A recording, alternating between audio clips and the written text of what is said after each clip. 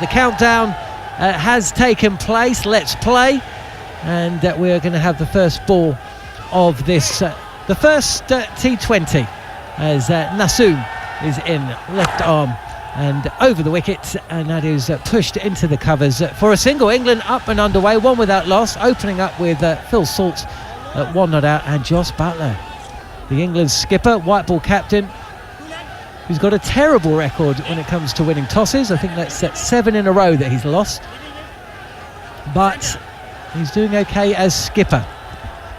It's the first at T20 since England won the T20 World Cup late in 2022. And Jos Buttler just getting himself ready. Little look around.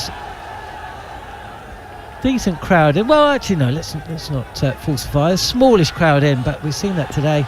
I've seen that throughout the series. Oddly timed series this, as Nasum is in, and this is pushed wide of the diving bowler to his left and away for another single. So 2 without loss. Steve Harmison, you're awake? Yeah, I'm awake. Just you booked the sleeper down from Newcastle yesterday. Yeah, not intentionally, but a little bit of an accident on the line and 3.5 hour delay. Managed to get here. We're here and watching the fascinating. Wide of the crease and so close to a wicket for Nasum. Phil Salt has tried to push this through the offside. He's taken a little inside edge, and that has gone so close to leg stump. Beats the keeper. Bye's called actually, so I'm not sure there was an inside edge after all, but this is just the bounce has done for the batter more than anything, and the keeper as well. Yeah, I was just about to say, fascinating to see how this wicket played, because it wasn't the greatest for the third ODI, but Nasum again, and down on one knee, tries to sweep this away. Again, no real connection there from the bat of Salt, who came back for a second, 4 without loss. Good start from Bangladesh. Phil Salt looks as though he's cat and hot tin roof here. He looks a bit fidgety, a bit frenetic here a little bit. Here's a bit. That was played a little bit more circumspectly by Jos Buttler, giving a little bit of credit back to the bowler. The ball squirts out to backward point, no run. Yeah, good start from Bangladesh.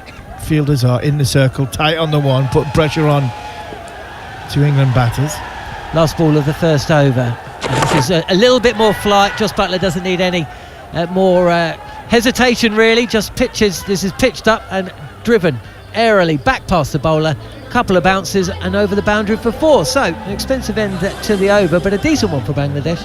England at 9 without loss. Yeah, not a bad start from Bangladesh. As if the bowler's saying, you know what, I'll bowl 5 good balls.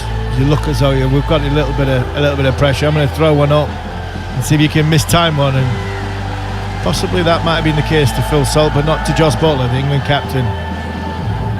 Was not going to miss out on that half volley in and around middle stump, tossed above his eye line, just had to wait for it, eased it straight back over the bowler's head. And a good start for Jos Buttler. He looks more in control of his movements than Phil Salt, but like I said before, this pitch, you never know in the subcontinent. You know, a little bit of water, a couple of heavy rollers, and it might turn into an absolute belter. Taskin Ahmed, one of the successes, one of the mainstays of this Bangladeshi bowling lineup, is about to bowl the second over of the innings. So 9 without loss, England. Phil Salt facing up with 2 from 3 as Ahmed is in high arm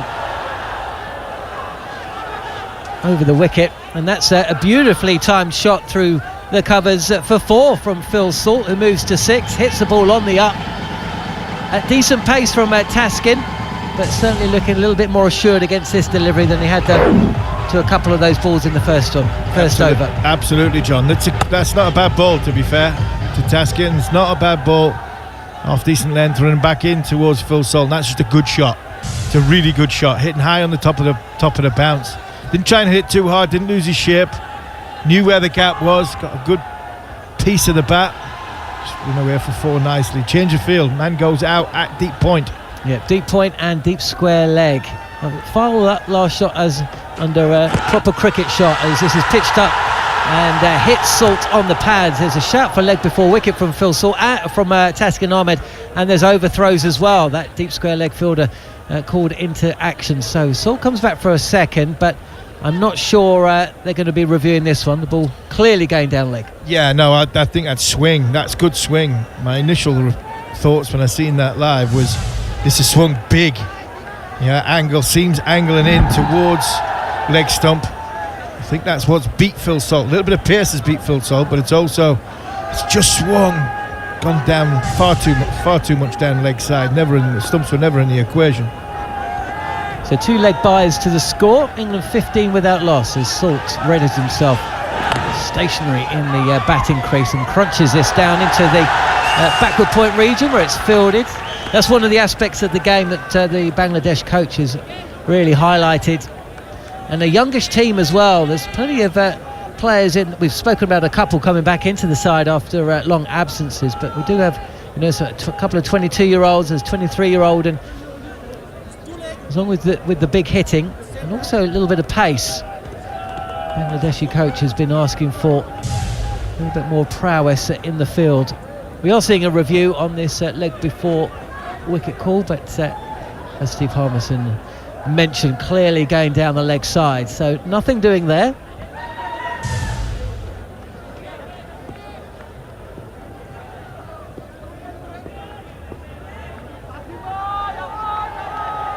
Chris Butler readies himself and wants to come forward, but happy to play this behind the crease, pushes it into the covers for no run.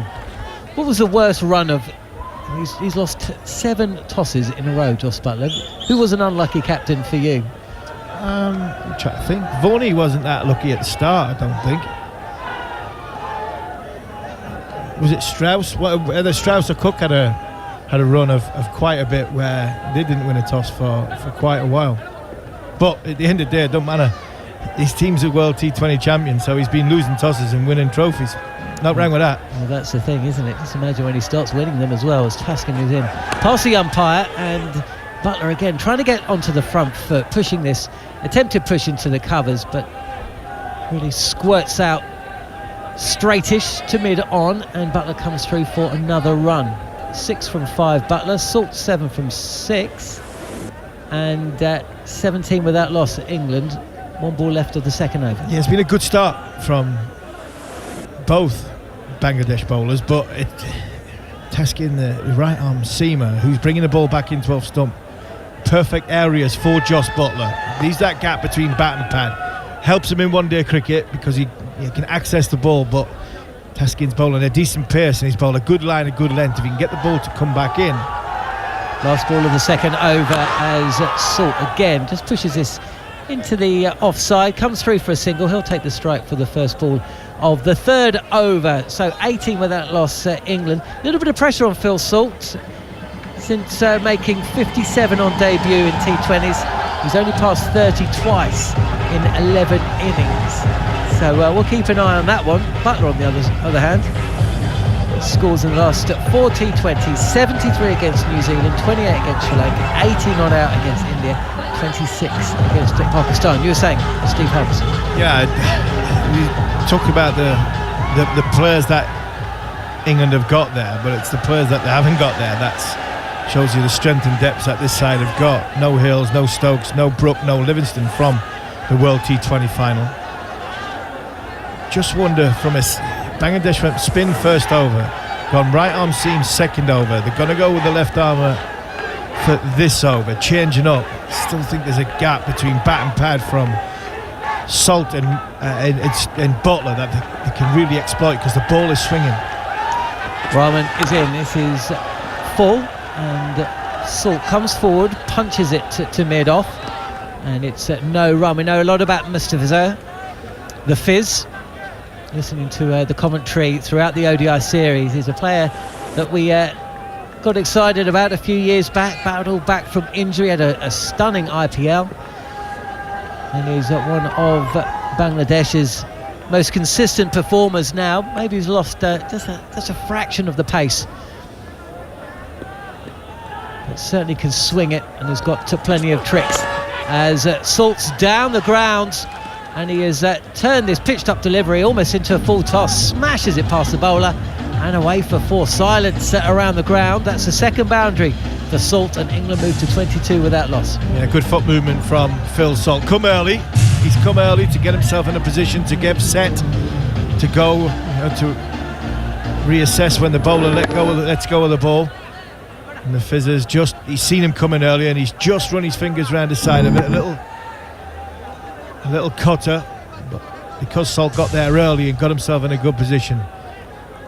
Well, there was just a touch of swing from that Taskin Ahmed over, and possibly that's what the Fizz is aiming for, striving for, pitching the ball up. Salt knew that, came down the track, stays in the crease this time, and as expected, Mr. Vizir just pulls his length back a fraction on the body of Salt, who's able just to clip this into the leg side. No run.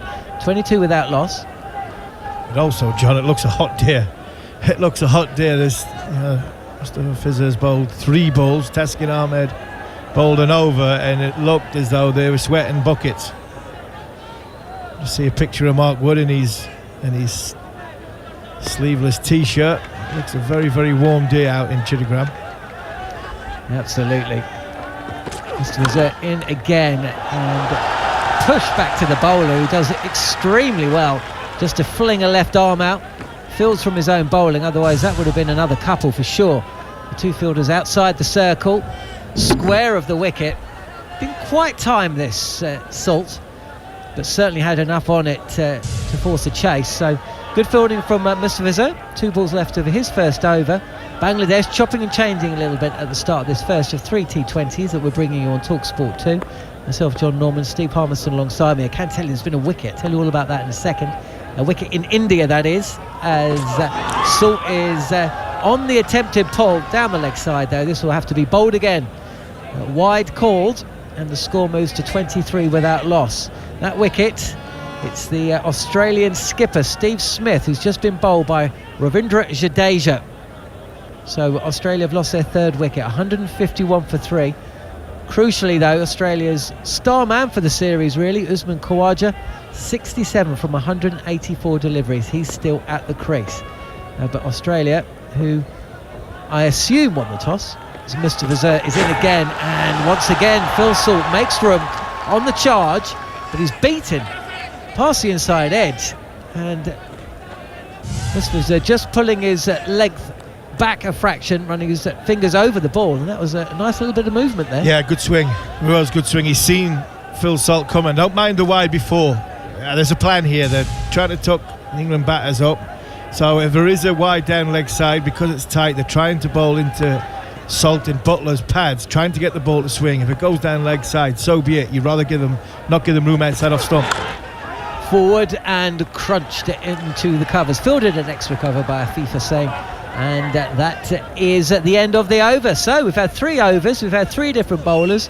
Phil Salt and Joss Buttler opening up for England. 2 fours in Phil Salt's 12 ball stay. He's 12 not out. Joss Buttler 6 from 5, 1 boundary from him. But this is a decent start really from both sides, I would suggest. We've seen variation from the bowlers.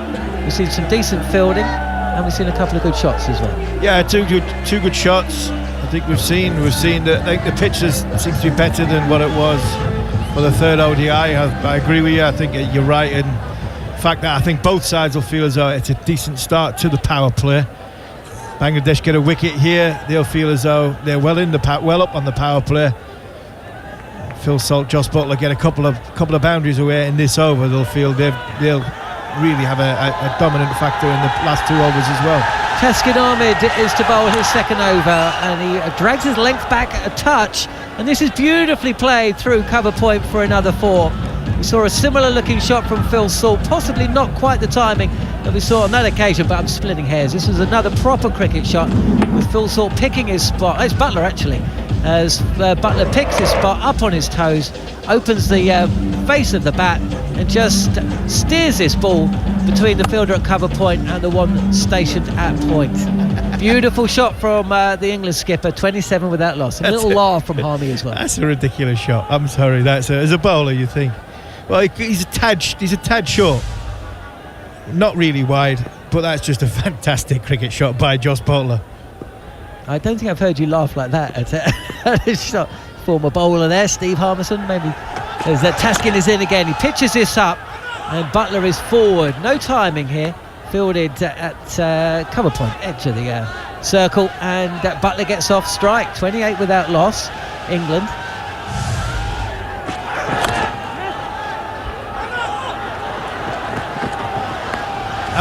I'm laughing like that because it's like where the game's gone mad. You know, he's bowled an 88 mile an hour bowl. It probably would have gone just over the top of off stump, and it's been just an easy shot on the eye, but timed perfectly into the gap. It was just a fantastic cricket shot, effortless by Jos Buttler, not trying to hit it too hard. Beautiful timing. Salt readies himself, and this is pitched up again.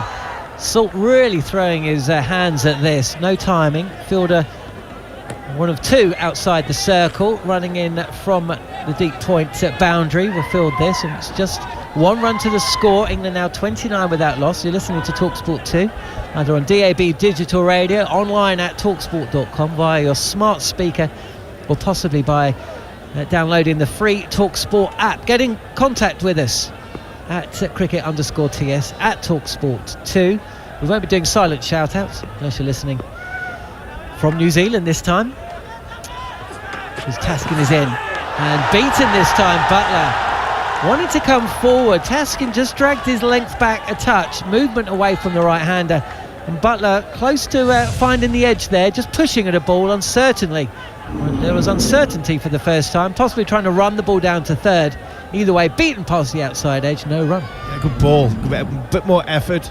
Just Butler's naturally trying to give himself some room. Ball would have gone probably just over off stump from a line point of view. Back of a length, just bounced a little bit. Victory to the bowler. A shake of the shoulder from Butler. Pitched up from Taskin, driven to the fielder at deep point. One more run to the score. So neither side really blinking as things stand. It's the second over for Taskin Ahmed, the most experienced of Bangladesh's T20 bowlers, and then been in pretty good form as well. Bangladesh beaten 2-1 in the ODI series. We brought you here on TalkSport 2, but Taskin, certainly the bowler that the English batters gave most respect to, singled out for some praise by the coach as well, the Bangladesh coach. Last ball of Taskin's second over. Again, the length is dragged down. Salt rides the bounce, pushes this to the left of Ridoy, stationed at mid-off, and comes through for a single. So 4 overs in, and I'd say that Bangladesh still quite happy with where things are as the crowd continue to make their way into this big ground.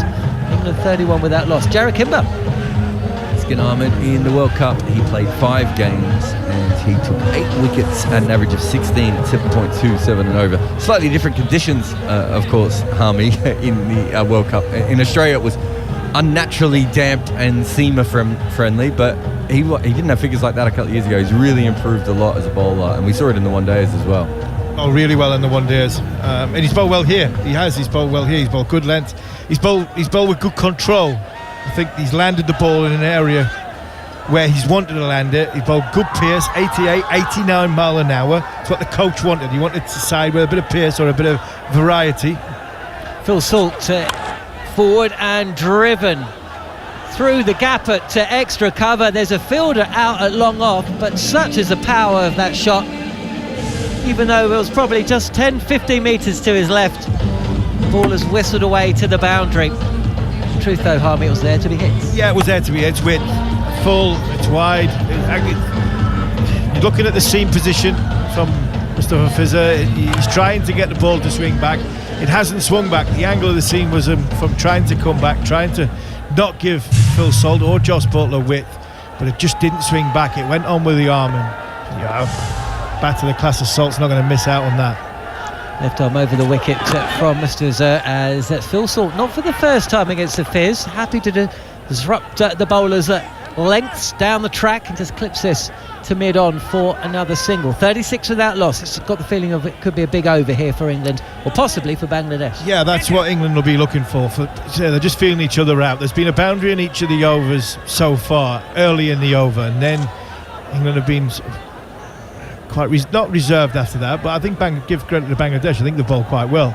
England have just took what's on offer, and a single here, 2 runs there. But I think in the last 10 balls of the power play, they'll be looking to get another 3 or 4 boundaries from here. Deep square leg and long on as this ball is popped back to the bowler. Mustafizur, has he put down a chance? If he has, it's the one batter that they don't want to give a life to. Jos Buttler, the skipper.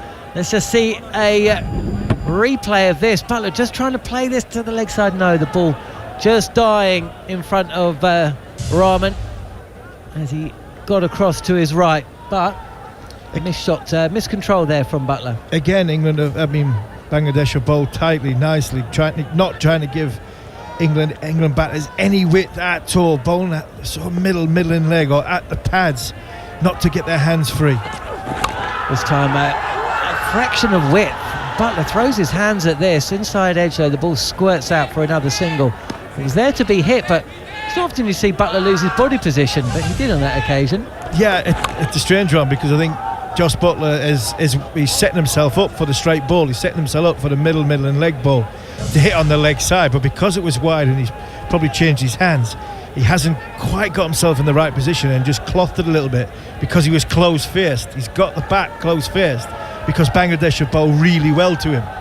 Good stuff from Bangladesh so far. They haven't taken a wicket, but England aren't comfortably away. 37 without loss as the bowler Mustafizur is in again on good length, wicket to wicket, played into the offside, no width at all. 1 ball left of the 5th. Salt moves to 20. Buttler's 13 from 11. This is a big ball here. Yeah, it's a big ball. It wouldn't surprise me if Jos Buttler just dabs it down, gets off strike, goes down the other end and thinks, right, I'm going to hit 10 or 11 in the next over, get my team to 50 plus for the power play, and I'll be happy to do that without a wicket loss. Let's see what happens as Buttler into himself. A little bit of a movement to the offside. It's pitched up and it is smashed all the way over the boundary at long on and into one of the team's little dugouts stationed 5 or 6 metres past the advertising hoardings. And that is a statement from the skipper of England, Jos Buttler, who moves to 19. The score 44 without loss after 5 overs.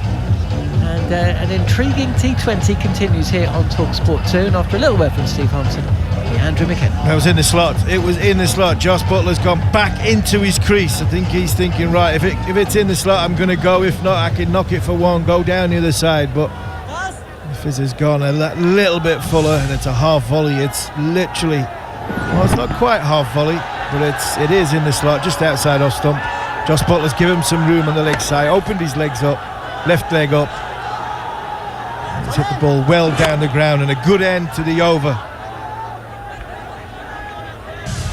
Well, I think some apologies are due to the ground staff. Here we were doubting this surface. It's an absolute belter. I mean, I've literally no idea how they've managed it in 2 days, but they have. Nassem is going to be back into the attack to bowl some left arm around, hammered back at him by Phil Salt. There's no run. 44 without loss in the 6th over. England, Steve Harmison's moved out. Abhishek Junjunwala has moved back in. Yeah, Michael, we didn't do a lot of justice to the pitch and the groundsman, to be honest, at the start of when we were trying to build this game up. Nassem goes in, bowls left arm around again. Phil Salt drives to the mid-off fielder, who is Shanto. A very good morning to TalkSport listeners, who, by the way, are joining us at this point as well. Bangladesh winning the toss and putting England into bat earlier on. They're 45 without loss in the 6th over. They've made an absolutely flying start. Phil Salt and Jos Buttler, the 2 openers for England. 21 for Salt, 19 for Buttler. They're going quite nicely. They batted very sensibly, didn't really take many unnecessary risk. They're still on 45, 4 more balls to go in the power play. Nassem, left arm around spin. Backing away is Jos Buttler, but hits to the man on the edge of the cover ring, and there's no run. He's just bowling a bit back of length, doesn't want to go full against Jos Buttler, knowing that he's going to go for it. He wants to make as many runs as possible in the power play. They still have 3 more deliveries. Backing away. Oh, he's clocked this one up in the air. This should be caught. It's going to be a short mid-on. Shakib Al Hassan, the captain, drops it. Jos Buttler's got himself in a terrible, terrible tangle, skied the ball. Shakib Al-Hassan was stationed underneath it and then realised he got it slightly wrong. At the end he had to take a couple of steps to readjust his position, and even so that he had to move. You've got to take that catch. It bursts through the fingertip ends and hits the grass. Yeah, poor technique. He didn't wash the ball. As you can see, he didn't wash the ball all the way into the hands. In, down the leg side. They took a single from the drop, and Phil Salt has made them pay because he's beaten mid-on, and it goes for 4. That's a fabulous shot. England's 50 is up, 5 overs and 5 balls. How cruel is cricket? Every time you see a drop catch, invariably you see a boundary in the next delivery, and that's exactly what has happened. Because of that drop catch, Phil Salt was on strike and then playing a wonderful shot, picking the length very early. Wasn't very short, but just getting very deep into the crease and playing it on the onside. Final ball of the opening power play. Salt off the back foot, hits to long off. Just a single taken as Shanto fields. So 51 without loss after the first 6 overs. That is the power play period. It means that Bangladesh can relax the field ever so slightly. England 51 without loss here on TalkSport and TalkSport 2. Jared Kimber is our analyst. Yeah, real shame for Nassim. He's a very good power play bowler. So in the power play, he's taken 37 wickets at an average of 23, but going at less than 6 runs and over. Now, some of that is BPL adjusted, Abby, as you'll know. It's quite friendly to the spinners at times, and they don't hit very hard in that league. But he's much better in the power play than he is in the middle overs, where he goes at 7 runs and over. So we saw him bowl 2 really good overs there, and definitely should have taken the wicket. Not only the wicket, the most important one. Absolutely, he should have definitely got the wicket of skipper Jos Buttler. Very, very sloppy drop from the captain Shakib Al-Hassan. We just have to wait and see how much they have to pay now, Bangladesh, for that drop, because Jos Buttler, as we all know, can be so dangerous, especially in the middle overs as well. He can really, really take you for a ride. Well, Shakib Al-Hassan has done the only thing he could do, really, in response to that, and that's bring himself onto bowl and try and take a wicket. Left arm around spin, and Phil Salt backing away deep into his crease, deep to the leg side, hits to long off for a single. He loves backing away against the left armers. We have seen that in the one days as well, where he lost his wicket a couple of times trying to do so. But today he's batted really well, played some very, very good shots and put that pressure right back on the bowlers. Shakib Al-Hassan 128 wickets in this form of the game at 21.2. Jos Buttler inside edge onto pad, dribbles out on the onside, and there is no run. They're just undercutting it again, that one, so that ball held his line, pitches and goes with the arm rather than turning away from the right-hander. Very, very skillful bowler, Shakib. Around the wicket he goes, homing in towards the base of leg stump. Jos Buttler turns on the onside. There's no one in front of square inside the 30-metre circle, so there's an easy single. Yeah, they don't have a short mid-wicket. They've got a 45 short fine leg, deep square leg, deep mid-wicket, and a long on the leg side boundary, and 3 fielders inside the 30-yard circle on the offside. There's a short third point and cover, extra cover. Shakib around the wicket, gives that one some air. Salt was going to imply murderous intent to that one, and then actually didn't time it as it hit quite high up the bat, and it just dribbles back to the bowler. He just gives himself a little bit of room outside the leg stump every time, doesn't he?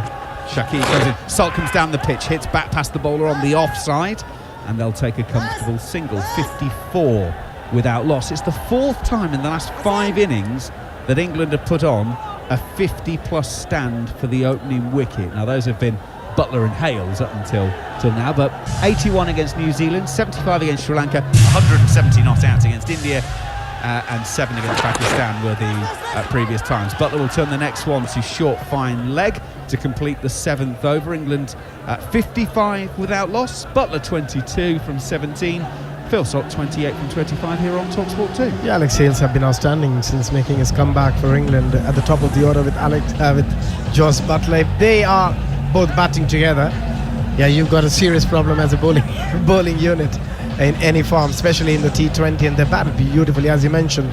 Some really good partnership in the last 3 matches, and carrying on with Phil Salt here. Jos Buttler 55 runs for the first 7 overs, not losing a wicket. Now they're in a very good position here to build on it and try and get to that 170, 180 we were talking about before the start of the game. Great time to be a cricket fan at the moment here on TalkSport 2. Don't forget, tomorrow morning from 3:30, coverage from Ahmedabad. The India-Australia Test match will be back with you. Australia currently 160 for 3. Steve Smith, the latest man out, as John mentioned. I'll tell you how he got out in a minute. The scoreboard doesn't quite give you the full tale. It's going to be Nassum to continue, bowling left arm around the wicket to Josh Buttler, pushes to cover, no run. Yeah, he's out as bowled in the scorebook, but Jadeja actually got him to inside edge, onto his pad, then down onto his boot, and then it trickled into leg stump. It doesn't quite do it justice just saying bowled. Butler with a leading edge on this occasion, push it out on the offside. Phil Salt was motoring. The throw actually took Lytton Das, the keeper, away from the stumps. Certainly a direct hit, and even a better throw could have been trouble for Salt there. Single taken.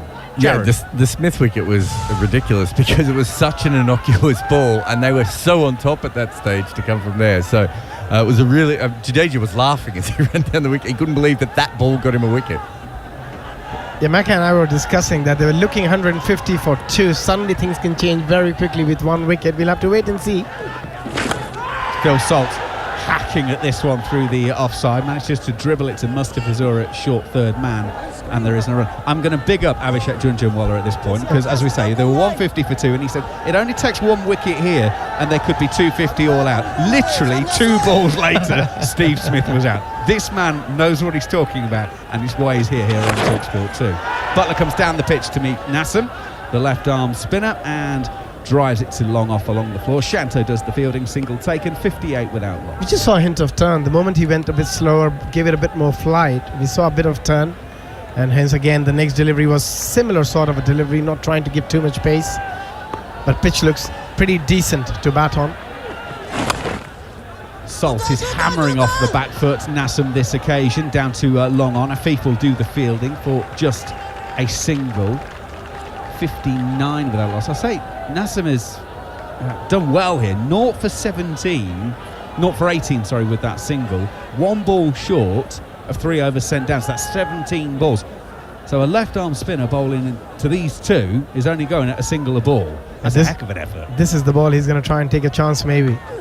He goes on the reverse, does Josh Buttler, gets it on the full toss, down to short third, and a single taken. Well, there are easier ways of getting a single, but it's a single nonetheless. 8 gone, 60 without loss, England here on TalkSport 2. You could sense he wanted a boundary there with the reverse sweep, just didn't get enough on it. It was a full toss, there was an opportunity, but just getting an inside edge, Josh Buttler. But now they've got the foundation, 60 of 8 overs. You can sense that both Phil Salt and Josh Buttler are itching to go. They're looking for that one big over where they get 15 and 16 to get that momentum shift, and then from there on they've got plenty of batting. They've got so many players to come in. They've got the likes of Malan, they've got Duckett, they've got Moeen Ali, Sam Curran. So there's plenty of batters to come and just build on this partnership and try and get to that 170 and 180 and put pressure back on Bangladesh when they come out to chase. The home side, by the way, aren't in great nick. They've lost 7 of their last 9 T20s. The 2 wins were as part of the Cricket World Cup when they beat Netherlands and Zimbabwe. And they've won over 1 of their last 6 home T20 internationals. That against Afghanistan in Mirpur in March of last year. They had won at one stage 11 out of 13 completed T20s. That was sort of the 2020-21 period. So they were going well, but unfortunately the form has somewhat tailed off. Right, Shakib Al Hassan's going to bowl his left arm spin for a second over. Butler is down the pitch, and it bounces twice before it gets to Shanto at long on. Just a single. Butler was thinking more than 1. Yeah, you can sense they're getting a bit impatient here. It's not been easy to score runs in the middle period since the power play, and it's not really coming onto the pitch has slowed down ever so slightly, and also the 2 spinners operating from both sides, which makes it a bit harder. Shakib around the wicket. Salt again backing away, hits hard to cover where Nassum is fielding. There's no run. 61 without loss. Yeah, you can sense a big shot coming or a wicket. Shakib Al Hassan is in. Phil Salt is down the wicket, but again just sort of chops it down into the floor in front of him. It bounces through to the bowler and his follow through, no run. This is the ball, Macca. I can sense a wicket here. I can sense a wicket. Something's going to happen here, isn't it? Salt waits, he's deep in his crease. Shakib Al Hassan plays it back to the bowler, no run. 3 dots. 3 dots. We all know what happens in a T20. Yeah. One single followed by 3 dots. 4 balls of the over gone. Shakib from the Mr. White detergent powder end. Down the leg side, turned away through square leg by Salt. It will be just a single. Shakib is washing whiter than white at the moment with his bowling figures. He's bowling exceptionally well. Just 6 of his 11 deliveries so far. Pressure's building on both these players. They understand they haven't lost a wicket, but they haven't really scored that many runs either. It's not been easy against the spinners. They bowled exceptional line, exceptional lengths, been some really subtle variations as well. They're keeping the lid. The bit of field change here now. The extra cover goes to point. There are 2 fielders on the boundary, on the offside. There's a deep point, there's a deep cover and a long off. So definitely he's going to try and bowl either very full or a bit short outside off. Here we go, final ball of the over. Jos Buttler takes him on straight back over his head. There is a long on in place, but he is a spectator like everyone else in the ground, and it comes down in the England dugouts. And there hadn't been a boundary for 3 overs. The final ball of the 9th, Jos Buttler deposits for 6. England 68 without loss here on TalkSport 2. Buttler has 32 from 23 balls. Phil Salt, a runnable 31. Yeah, it doesn't matter how good a first 5 deliveries you bowl, you always have to end up well, always have to bowl that 6th delivery well. That can really change the over completely, and that's exactly what happened. Went slightly fuller, didn't want it to go that full with that delivery, Shakib, but was in the slot for Jos Buttler, and every time he hits, the ball stays hit. Again, a very good shot, picking up 6 of the last delivery of that over. 68 without a wicket after 9 overs, and Jos Buttler looking very dangerous. Well, you can probably tell from the crowd noise that he's filling up all the time, and they're going to see something special today, it feels. Nassim is going to bowl out. He's going to bowl his 4th, left arm around. It's bowled into the surface, stands up sort of stump height. Salt will hit hard to long off, but just for a single 69 without loss. Yeah, they were looking for a couple of runs there, but very good fielding at long off. Again, that shot from Jos Buttler. Just slightly overpitched from Shakib Ul Hasan and had to pay a heavy price. Wonderful execution. On the reverses, Buttler on this occasion beats short 3rd and beats the sweeper on the offside as well. Glorious shot, goes for 4. England 73 without loss. Butler's 36 from 24 now. Yeah, just game awareness is just better than anybody else in this format. Beautiful reverse sweep, picking the length, though it was a bit fuller than he would have liked, but still managing to get it in the gap between that short 3rd and point. Butler pushing into the offside on this occasion. The cover sweeper will come round and collect. So 1 to the total. 36 from 24 for Butler. England 74 without loss. 3 4s, 2 6s now for Jos Buttler. Phil Salt, run a ball 32. He's looking to get going now. He needs to hit a few big shots. He started really well. Nassim. Oh, it's a bit slower, gives it some air. Now Salt's come down the pitch, he's got underneath it. Has he got any sort of carry? It's got enough of a carry to clear. Long on for 6. He would have been worried from the moment it left his bat, because it was more vertical than horizontal, but it carries all the way for 6. And is that what gets Phil Salt going in his innings? Absolutely right intent from Phil Salt. He knew that he's got to go. Run a ball wouldn't do on a pitch like this, and then taking the right option. As you said, didn't get enough, but when he hit, it felt like it didn't get enough, but he did eventually. Drives through, well, I was going to say through the covers, drives to cover on this occasion. Shakib Al Hasan does the fielding, and there is no run. England 80 without loss. Final ball of the 10th, so this will be the halfway mark. Remind you, the average first innings score here is 146. So England looking above par at the moment. Swing and a miss. It's at an under edge from Salt. Yes, given by the umpire.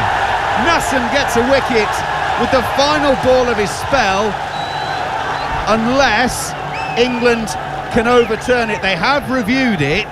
I have to say, I didn't hear a nick, but with the amount of noise from the crowd, that's not necessarily the complete picture on this one. So TV umpire Shafadullah is going to have to rule on this one. It's left arm around from quite wide on the crease, and it goes through to Lytton Das. I didn't see anything on the first replay. I didn't see much either. It was an arm delivery, but didn't feel like he got an inside edge. There was no real change in the seam position either. We'll have to wait and see. He was close to the bat, but didn't felt like, oh yes, Oh, he he's got did. an edge. We get Snicko, and there's actually quite a big waveform in there. So Phil Salt will go. And it means that Nassem will finish with one in the wicket column. And England lose their first. 80 for 1 at the halfway stage. Phil Salt is the man who goes, having made 38 from 35 balls. England 80 for 1. Yeah, sometimes you wonder, I mean, as a batter, more or less, most of the time you would know if you've nicked a delivery or not, but sometimes, yeah, maybe because of the crowd noise and because what's going on and the whole atmosphere, you don't really know if you've touched the ball or not, and probably that's what happened with Phil Salt. But otherwise, you don't see a batter reviewing very often for a caught behind if you know that you've hit it. But Phil Salt out for 38, played a decent hand, very good opening partnership again for England, 80 for 1 after 10 overs. And from here, now they've got a foundation for the likes of Malan and Ben Duckett, Moeen Ali to come and get this total to 180, 190. I'm going to get out of the way. John Norman will take you through the next 5 overs. Thank you very much, Andrew McKenna. Yeah, just reward really. A wicket for Naseem Ahmed. Should have picked up Jos Buttler earlier on in the piece, if not for a horrible drop by the Bangladeshi skipper Shakib Al Hassan. But he has nipped out Phil Salt. 38 from 35, as Macca was just saying. Halfway stage then, England 80 for 1. Abhishek Jhunjhunwala just mentioning Moeen Ali. Well, stick around for the mid-innings break, because we've got a fantastic interview. It's actually available on the following on podcast feed as well, if you want to check it out, wherever you get your podcasts from. But superb interview, actually. Moeen sitting down with Tawhid Qureshi and talking about all manner of different topics, including the form of Adil Rashid, his teammate and friends, especially with what's going on back in the UK. What kind of distraction was that? Well, not a lot. If results are to be taken, Adil Rashid bowled beautifully well in the ODI series. And there's also some fascinating insight really into where Moeen Ali sees himself within this England white ball setup over the next 12 months or so. So stick around, we're going to be playing you out a little bit of that. But as I say, the full interview available on the following on feed. We've also got live international cricket continuing tomorrow and for the next 3 or 4 days. India taking on Australia, of course. The destination of the Border Gavaskar Trophy has already been decided, with the India holders going 2-0 up in a 4-match series. They retain the trophy, but it would be quite something if Australia were to manage to come back to draw that series. And they've got off to a decent start on day 1 at Ahmedabad, but they have just lost a 4th wicket. It's Peter Hanscom who's gone, 2nd wicket for Mohammad Shami, and Australia now 170 for 4, just in danger of throwing away a lot of good work. 70 overs in as well, so it's been a little bit of a crawl. Khawaja's still there, 69. Cameron Green yet to face his first delivery, but Peter Hanscom has gone for 17. Attention back to our match that we're bringing you though. Pitched up delivery from Hassan, first ball of his spell, and this is driven neatly to mid-on for a single. Jos Buttler 38, David Malan yet to face. Malan, who got off to such a wonderful start in the ODI series against Bangladesh with that century. Similar fashion to what he did against the Australian ODI series just before Christmas, following his disappointment of missing out in the T20 World Cup final. And he's just about to face his first delivery. That smallish crowd has started to swell as the game progresses. And vocal one as well, as Malan just takes his time, has a little look, surveys the field and readies himself for his first delivery. The left-handed David Malan, and plays with bat well in front of body. The ball squirts out to the offside. 81 for 1. Steve Harmison back alongside me, and that was a terrible drop, wasn't it, from Shakib Al Hassan? And whilst Jos Buttler is still there, 38 from 26, could be a game-changing one. Yeah, game-changing one. from the Bangladesh captain to the England captain, and it wasn't a hard chance either. Straight up in the air, looked into the sun a little bit, but should be taking them. Hassan, and there's a quickly taken single with the ball almost surprising the fielder at backward point. He possibly expected the ball to go to his left, it went to his right, caught in no man's land. Either way, no real damage done. Milan gets off strike. 82 for 1, England, midway point of the 11th over. What kind of score do you think England have got their eye on? I suppose there'll be a score if Butler's there for another 6 or 7 overs, and there's another score that's probably about 30 short of that if he goes in the next over or so. As Butler edges himself down the track, and in the end plays relatively defensively, takes a single to mid-on. I think England they'll want another 100, I would say, from here. 90, 100, I would, around that 180 mark would be something that England will be looking at as a bare minimum, especially if Josh Butler's still there and Moeen Ali to come, and the explosiveness of Sam Curran. Ben Duckett's fairly new to this England cricket team, but 180, 190. Milan is beaten, flat-footed, a bit of a waft, a push outside off stump, and Hassan close to the outside edge there of Milan's bat, no run. Yeah, a bowl in that. It just died a little bit in the pitch, which suggests to me, just died a bit. Didn't really bounce as much. I know Milan doesn't move his feet that well anywhere. Just didn't come onto the bat as much as probably Dawid Malan thought it was going to. Hassan Mahmood had a decent T20 World Cup as Milan attempted pull shot. It goes straighter than he intended it to. One bounce fielded by Shamim at long on. So as we've seen with Milan, just taking a little bit of time to get his feet moving. Yeah, that was exactly the same shot he got out with in the One Day International. In the One Day International, he was on his second ball, and he played exactly the same shot and hold out to that position. But unfortunately, this time the man was back on the fence. In the One Day International, it was in the power play, and the man was in the ring. So I wouldn't say a little bit of luck. I think Dawid Malan knew that the man had gone back on the fence. But again, Dawid Malan looking for the big shot early in his innings, and it's just not coming on as much for Milan than what it feels like for Butler. 165 is the projected score for England if they go at 9 and over from here, as the crowd continues to swell. And Shakib Al Hassan, whose first 2 overs went for just 12 runs, has brought himself back on. And this is dragged down on the sweep is Milan. He goes aerial. There's a bounce just inside the field, just inside the boundary, as a fielder running around from deep square leg prevents any more than 1 run added to the score. That was there to be hit, actually, wasn't it? A batter who'd been at the crease for a little bit longer than the 4 balls Dawid Malan has faced would probably have deposited that. Yeah, just dragged it down, didn't bounce as much. I'm surprised they only got 1. I feel I had to run a long way around that. Not sure why they only got a single. Maybe one of them slipped, I'm not so sure, but Dawid Malan would have expected, because of the ball, because of the shot, you would have gotten a lot more than just a single for that.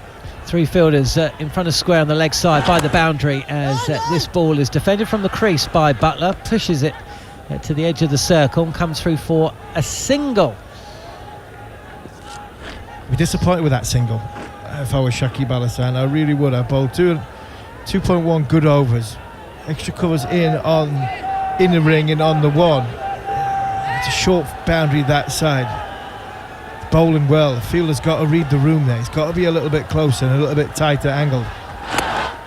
Again, he's forward is Milan, and kind of drags this delivery, which is on a 5th 6-stump line, to wide-ish long on for another single. Milan moves to 4.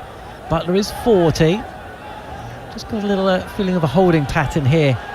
We've had the wicket of Phil Salt, who lost a review, caught behind for 38 as Shakib was pushed nicely by Butler for another single. Ball just going to the right of extra cover, fielded at long off. So tidy over this from Shakib. Can he get out of it? 2 balls left is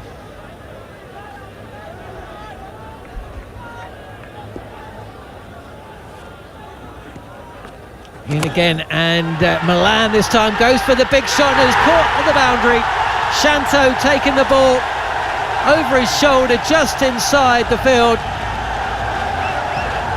That long on, and David Milan's short stay has come to an end. A second wicket for Bangladesh. Milan goes for 4, and it's Shakib Al Hassan with the breakthrough. Yeah, that's 6 balls that David Milan's faced up to now. He's tried against Shakib Al Hassan to go across line, more with a sweep than anything else. That one's just that little bit fuller. Instead of going with a slug sweep, he's sort of trying to cross the line, hit it, tried to hit it straight or straight-ish mid-wicket, and just kept a hold of it that little bit longer. And Shanto takes a good catch. Excellent bowling by Shakib Al Hassan. Great pressure. 4 singles from England in that over. You felt and you sensed there was something coming. The ability of Jos Buttler's timing is unbelievable at this minute in time. He's hitting the gap nicely, but he's also timing it with ease. And Phil Salt played a nice innings of 38 off 35, but he looked a bit frantic. He never really felt as though he was timing the ball superbly. David Milan has just come in there, and he's holed out 7 balls in to an innings which again looked a little bit frantic and a little bit, because of the pressure that Bangladesh were putting him on. He's holed out, and it's a poor shot really. It's nothing or something. It's not a massive boundary. It looked as though was he trying to keep it down or place it wide left of Shanto, and he's done neither. He just picked him out.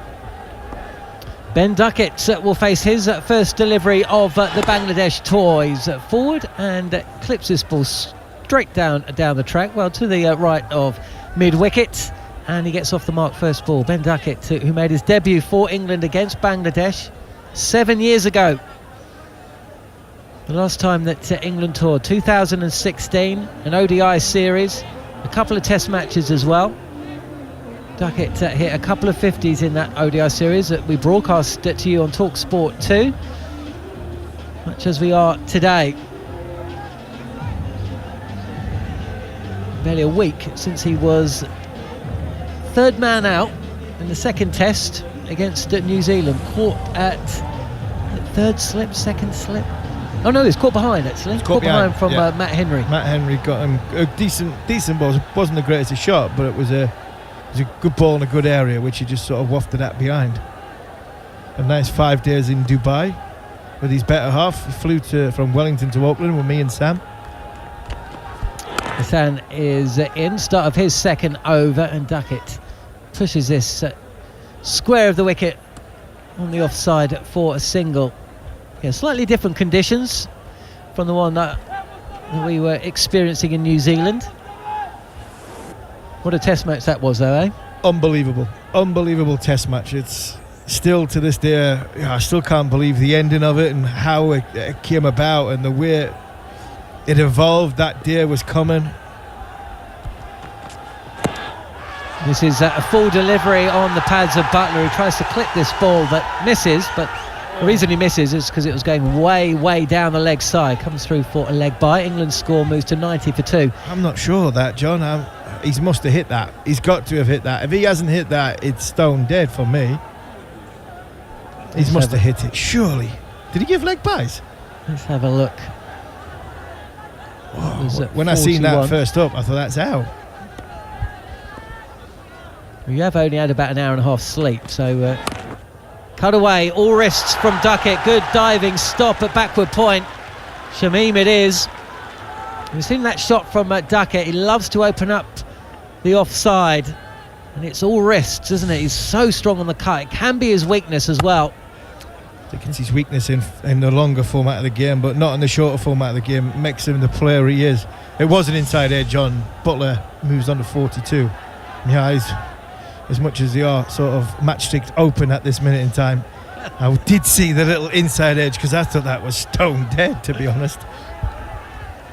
Buttler readies himself. Little movement to the offside. No timing on this shot. It's going to be fielded inside the boundary at long on, with Duckett dashing back. That wasn't a mile off from having England's test opener in a little bit of trouble. We'll see a replay of this. Buttler was trying to go straight down the track. It went to deep mid-wicket. About halfway down the track, Duckett realised he was in a little bit of danger. The ball was fired back, but in the end, home comfortably enough. 94 for 2 England. We've got Cheltenham coming up round the corner. I've just been up to see Alan Brazil, and I tell you what, Ben Duckett was whipping that. He was giving it a whip to try and get into that crease to get over the line. This is pitched up and smashed over long on for 6. A straight 6 from Butler. He reaches at 50 from 32. And Hassan has just been dismissed. That's in the slot. That's in Jos Buttler's slot. Stands still, opens just slightly. Opens his left leg up. His left big toes pointing straight back down towards the bowler, just so he can access the ball if it's in his arc, in his slot, and that was perfect. Length has been dragged back a bit, but it makes absolutely no difference at all. Butler pulls this straight over long on, and he's gone bang bang at the end of the over. England moved to 106, 13 overs in. Butler 56 from 33, and he signals to the dressing room, I want a drink.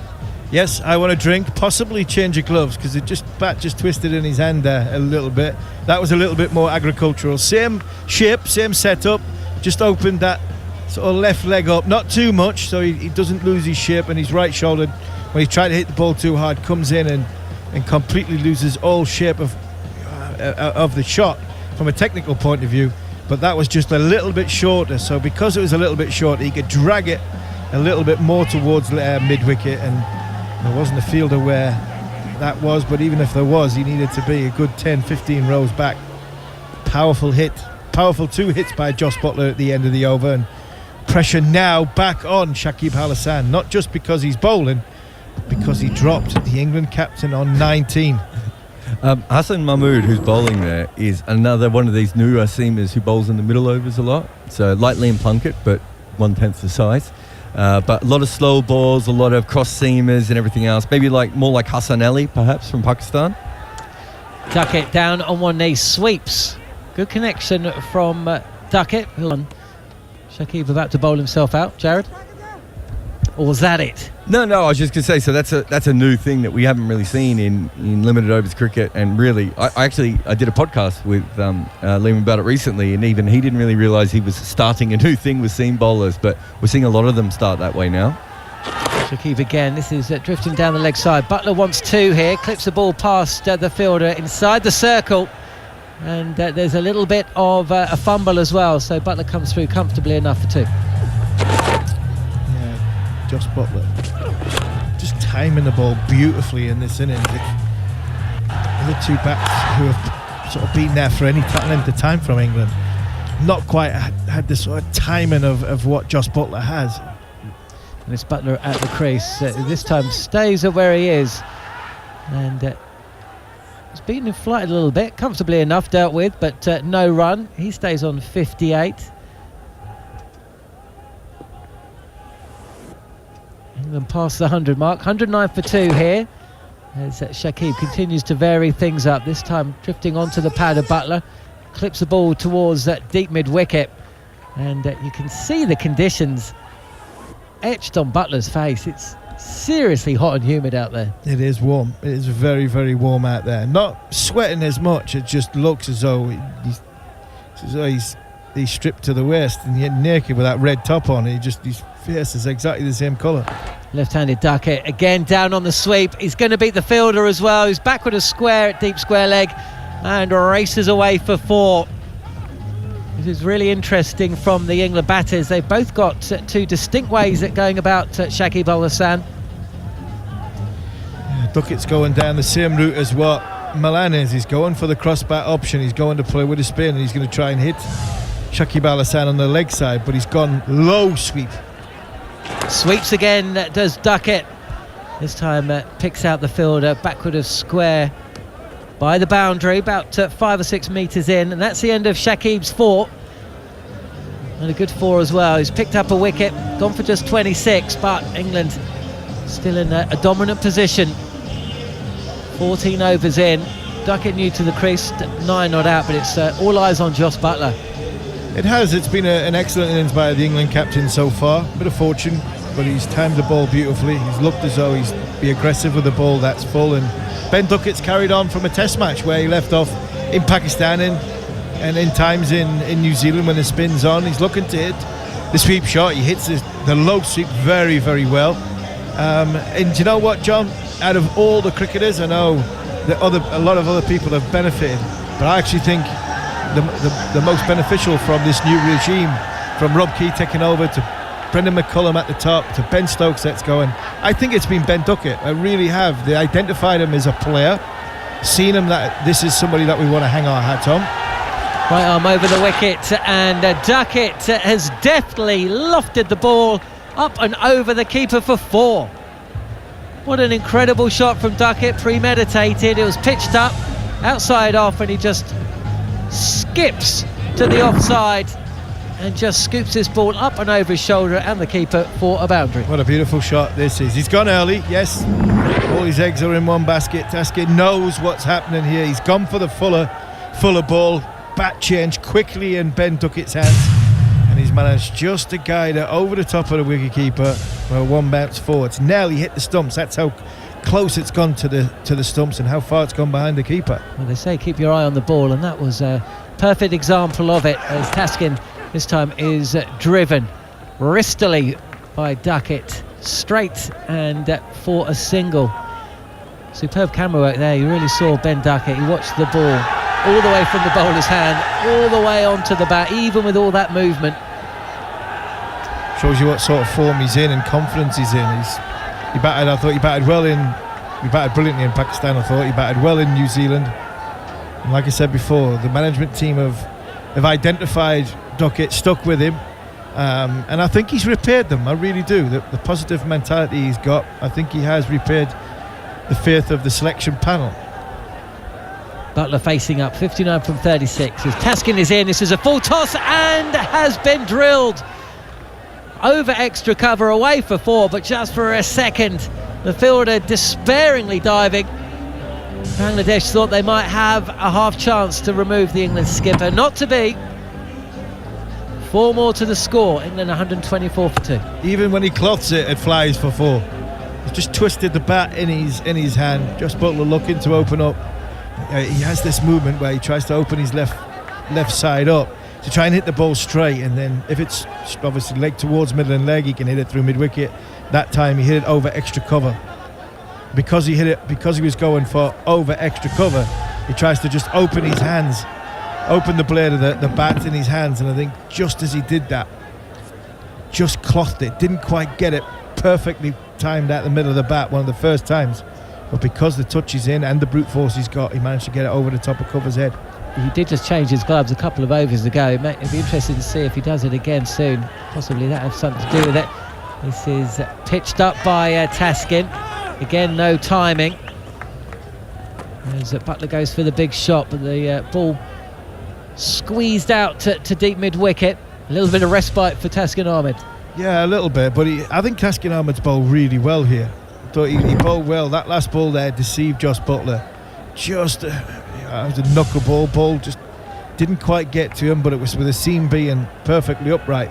Josh Butler's thinking, possibly it's one of the quicker balls. Taskin's been bowling 89 miles per hour. Taskin in, and this is down the leg side. There's a fielder at fine leg though, so no real damage done. Duckett moves to 15, and the tempo of this little innings has increased since the wicket of Darwin Milan. He was second man out for 4. Phil Salt putting on 80 for the first wicket with Josh Butler. He was dismissed for 38. But since Ben Duckett's come in, the run rate has increased. He's very good, Ben Duckett, at getting singles. And I think that's the beauty about it. Very good at getting singles, and because of that, it means you can get Josh Butler back on strike. Good rotation of strike. Shorter from Taskin. A swing and a miss from Josh Butler. And that brings us to an end. 15 overs in, 5 to go. Ben Duckett 15, Josh Butler 64. Can he possibly go on? He has hit a century in T20 cricket before. He's in a great position to do so again. Dropped badly when on 19. He's certainly making that slip A costly one for Bangladesh. Taskin's 3 overs have gone for 26. And after a word from Steve Harmison, to talk you through the remainder of England's innings will be Andrew McKenna. Yeah, 180, 175, 180 will be the total Jos Buttler will be looking at, and a minimum if he can hang around for these last 5 overs. If he does hang around for these last 5 overs and does what Jos Buttler can do well, he'll be looking a little bit more than that and really put pressure on the Bangladesh bowlers. Mustafa Fizzer's got 2 overs left. And it's going to be the Fizz to bowl to Duckett. Over number 16. Left arm over is Mustafa Fizzer. Cut straight to point though. And there is no run. Butler 64 from 39. Duckett 15 from 10. I think most listeners to TalkSport 2 know I've got a full-on man crush on Jos Buttler, and he's doing very put me off of that today. Abhishek Junjunwala has moved in alongside, and I have to say you're another member of the Jos Buttler fan club, aren't you? Oh, absolutely. I just love watching him bat. And every time he hits a shot, sometimes you feel like he hasn't timed it, but the ball end up going 80-85 metre long. I just don't know how he does it. Mustafa Fizzer goes in, across his stumps again goes Duckett and ramps, and it's a 1 bounce 4 straight over the top of the keeper's head. And that bounce was a couple of feet inside the rope. It almost carried all the way. Duckett's now played that twice, and he's got it perfectly twice. Absolutely nailed it on both occasions. It's become such an important shot in modern day cricket, especially in T20 cricket. And you can play it to the ball which is pitched up to you or slightly short. As long as you can keep your eye on the ball, you're watching it all the way onto the bat, you can execute it, and that's exactly what he has shown Ben Duckett so far. 130 for 2. Mustafa Fizzer goes in. It's a slower ball dug in. Duckett sweeps it around to square leg, and it will be just a single. 131 for 2. If you weren't with us right at the top, Bangladesh won the toss, put England into bat. England only have a squad of 13 for these games, so it's easier to tell you who wasn't picked. The answer to that was it was Rayan Ahmed and Reece Topley who missed out. The other 11 all on duty, but so far England have just used Phil Salt and David Malan. Those are the 2 men out for 38 and 4 respectively.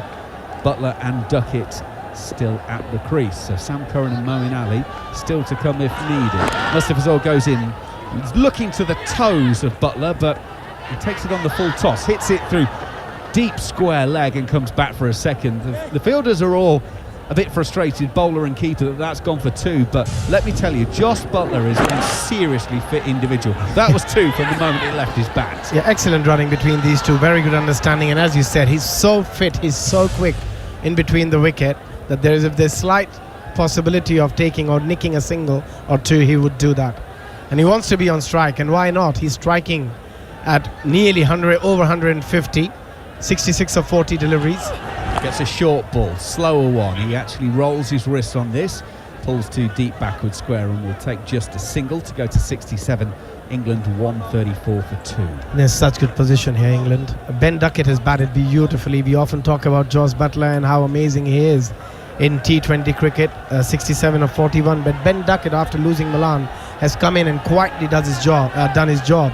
He's on 20 of just 12 deliveries with 2 lovely little scoops over the keeper's head. Great execution, and otherwise he's been able to take a single and bring back a Buttler on strike. And these 2 have put on 46 from just 24 balls they faced between them. Mustafa Fizzer goes in and bowls a wide. Goes for the full. Well, he's trying to land it on the crease line where it meets the sort of guideline for the wide, and he went too long with it and was too wide with it. It's only a tiny margin, but it's the difference between the umpire raising his arms or not. It's a very difficult delivery to execute. When you do execute it, you look like an absolute master of it. But yeah, if you don't, it's an easy run for the opposition. So the final ball of his 3rd over once again. Mustafa Fizzer goes in and bowls Duckett. Now that one seemed to keep low. Duckett goes for 20. England lose their 3rd. 135 for 3 as we complete 16 overs. Now, did that genuinely keep low, or was there an inside edge on there? Either way, The off stump is lying about 4 feet away from where it previously was, and he didn't get an edge on it. That did just keep low, Abby. Yeah, that kept very low. Very unfortunate for Ben Duckett. He was batting beautifully. That ball didn't bounce at all. He was expecting it to bounce around the waist height. It came around his knee height, so as a batter you can't really do a lot. But still a very good innings played by Ben Duckett. In comes Moeen Ali.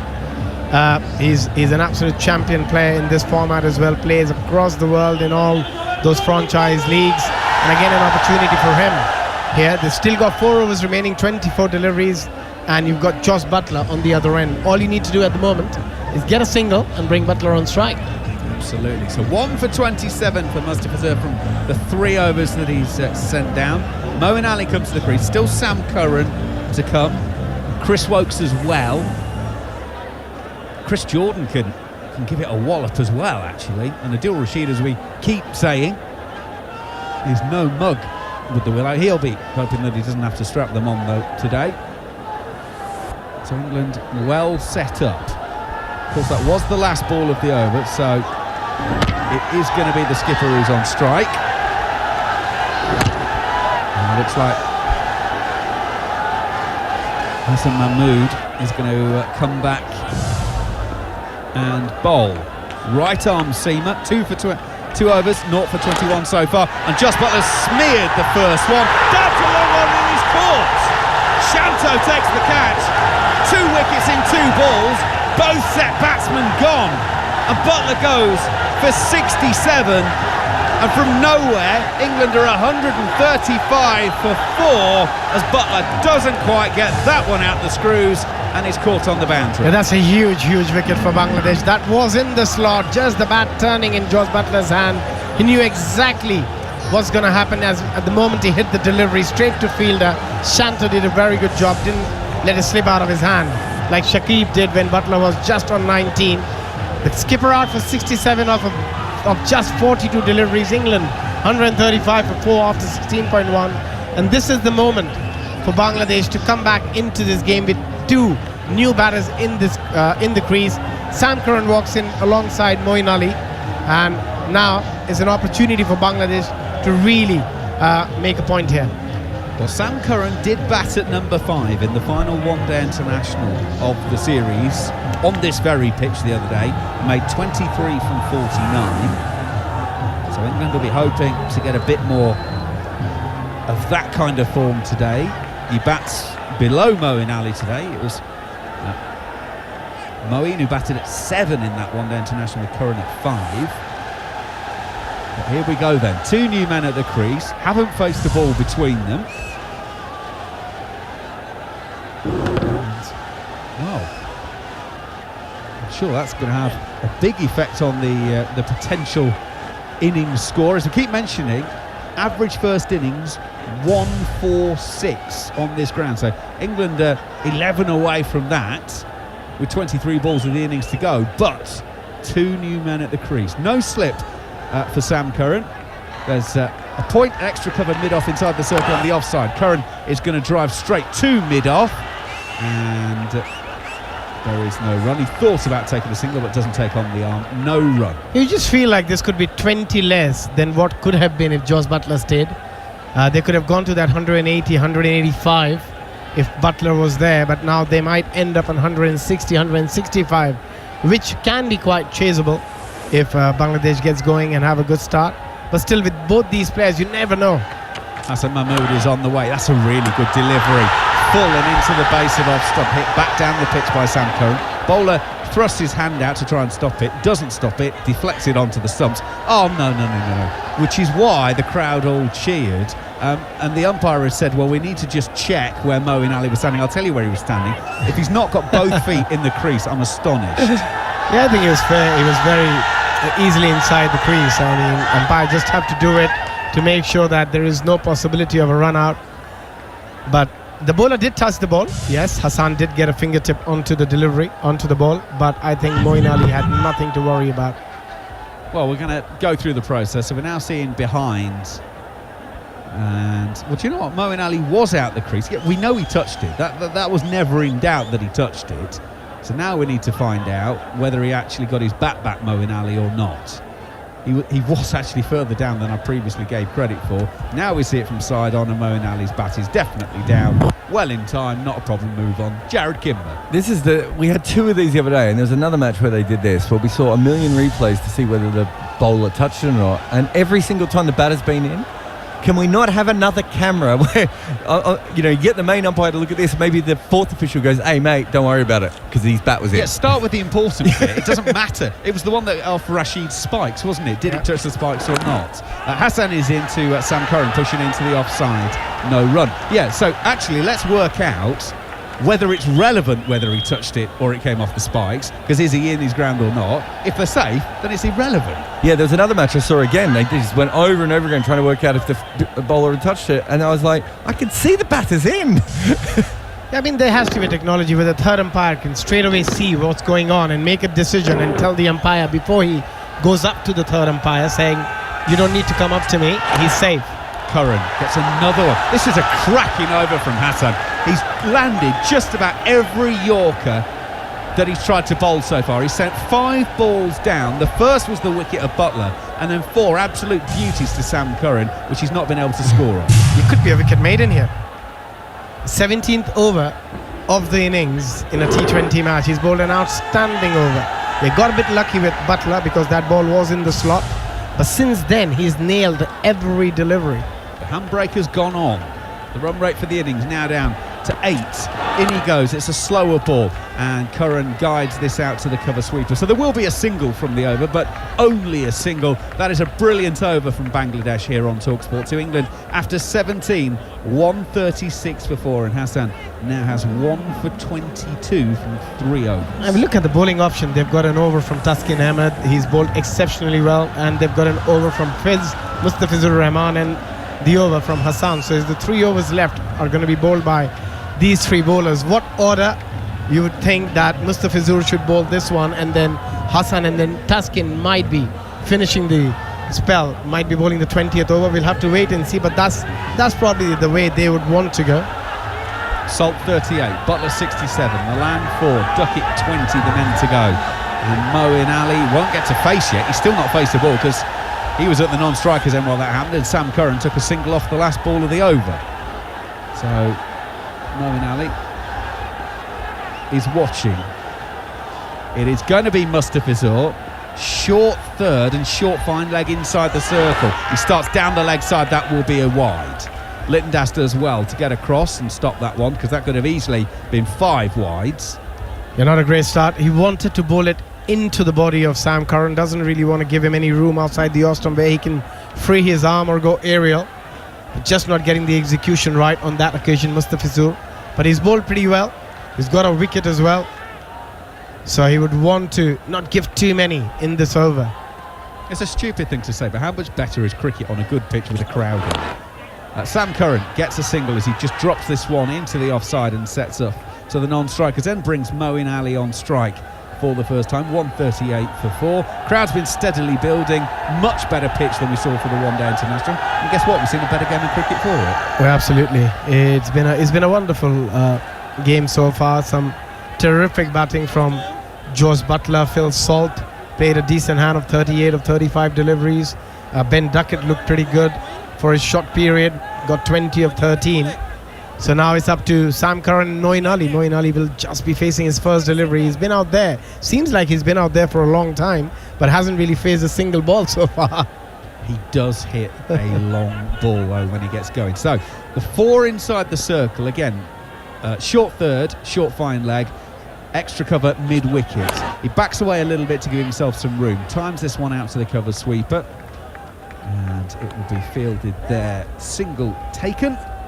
And Sam Curran comes back on strike.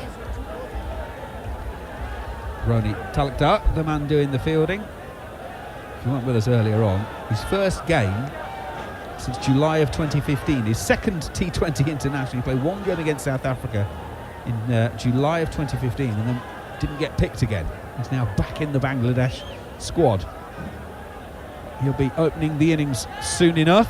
Mustafizur in over the wicket, bowls to Sam Curran. Sam Curran stays in the crease, and there's no attacking intent there. It's just drop and run, pick up the single, 140 for 4. But also, I always get a bit annoyed when you've got an extra cover and a point, and then the batter just played straight in towards them and run a single. If they are there to save a single, they've got to be close and save a single, not just give an easy one and put that pressure back on the batters. That was a very, very easy single for Sam Curran from a very good delivery by Fizz. In he comes over the wicket once again. It's a back of the hand slower ball. Moeen Ali swings through that one, gets the under edge on it, not far from his own stumps. Litton Das from behind the timbers will gather the bobbling ball, and it was a genuine. If you imagine a left arm wrist spin top spinner from a bloke who's running a great deal quicker than that. And that's ridiculous execution and skill. Outstanding. And he's been outstanding. He's got so many different variations to bowl a slower delivery, and hence he's been so difficult to pick by the batters. His penultimate delivery is a slower ball bouncer that actually gets up badge high on Moeen Ali. Doesn't really time it down to deep backward square, and a single will be taken. 141 for 4. Musliff has earned one ball left of his work. He's got 1 for 32 so far. Again, a slower bouncer. Very hard to get under, even though Moeen Ali managed to hit it, but because of lack of pace on the delivery, he couldn't hit it hard enough to get a boundary. Again, was a single. Been a very good over. Started not that great with a wide, but come back quite strongly. Only been 4 singles and a wide in this over. 5 runs so far of the 5 deliveries. In Mustafa goes. It's a lowish full toss. Sam Curran hits to long on, and the fielder will get round Shanto. Didn't, I don't think, really need to do the relay fielding with his teammates. They come back for 2. It's 143 for 4 after 18 overs. Mustafa Zur at 1 for 34 from 4 overs. Mustafa Zur getting Ben Duckett out bowled for 20 from 13 balls. Abhishek Chunchum. Yeah, 2 overs left. As I said, I have a feeling Hassan is going to bowl this over, and then the last over will be bowled by Taskin Ahmed, just because he's got so much more experience than Hassan, who's a young bowler, who's bowled really, really well so far. 3 overs, 22 for 1 wicket. But yeah, if you've got somebody young, you want him to bowl the 19, not the 20th. We'll just have to wait and see. But so far, they've come back quite strongly, Bangladesh. He's called it right again, folks. Hassan is indeed going to bowl the penultimate over. 16 balls since the last boundary for England. Hassan, right arm over, starts with a lowish full toss on leg stump to Moeen Ali, hits to cover. They thought about a single. Sam Curran gets sent back. The throw from the fielder misses the stumps at the non-striker's end, and they are able to burgle an overthrow. 144 for 4. Absolutely no need from Shakibul Hasan to have a throw, to have a go. He was never going to get him out, and ended up giving an extra run. And the next ball, invariably, we have seen so many times in cricket, might end up going for a boundary. And Shakib is blaming the bowler for not being by the stumps. That is, I'm afraid, is down to you, mate. You've dropped Jos Buttler, and now you've given away another run. The skipper is not having his best day at the moment. Hassan is in for the second ball of the penultimate over. No timing from Sam Curran to wide long on. Single taken, but it is only a single from Bangladesh's point of view. 145 for 4. Yeah, he's on minus 45 at the moment, Shakibul Hasan, because he dropped Jos Buttler when he was on 19, and then he added another 46 runs to that, and then he gave an extra run here, so minus 47 runs. Yeah, absolutely. Moeen Ali. Hassan Ali goes in and hits straight to Shakib Al Hasan. They take a single. Moeen Ali was dawdling, thinking that he was gone for all money, and Hassan doesn't take it cleanly at the bowler's end, and they get home. They are almost thinking about another run. Oh, well, actually, do you know what? Again, it's not a great throw. I said he didn't pull it in. It was because it was wide of him. All he should have done is lobbed it to the bowler, just lobbed it straight to the bowler's hand, and Moeen Ali was still out of his crease. He was way out of his crease. Moeen had given up on that one. England get a very fortunate single. 146 for 4. I'll tell you what, 180 suddenly looks a little way off again. Hassan is in, swing and a miss from Sam Curran. Through to Litton Das, the keeper, no run. Do you know what that throw was, Macca? That's one of those throws where you're halfway between thinking I should throw at the stumps and I should throw to the person, and the ball gets stuck in your hand because you don't make a sharp decision, and you can see Shakib straight away just being like, what am I doing? Yeah, there was no clarity. Exactly right. Jared, that he wanted to go for a direct hit. At the same time, he wanted to give it to the bowler. He didn't do either. He could have actually taken 3 or 4 steps towards the stumps and underarmed it. In goes Hassan to Sam Curran. He's got underneath this one, down to long on where the catch is taken by Shanto. Sam Curran goes for 6, and the handbrake is well and truly on in this England innings at the moment.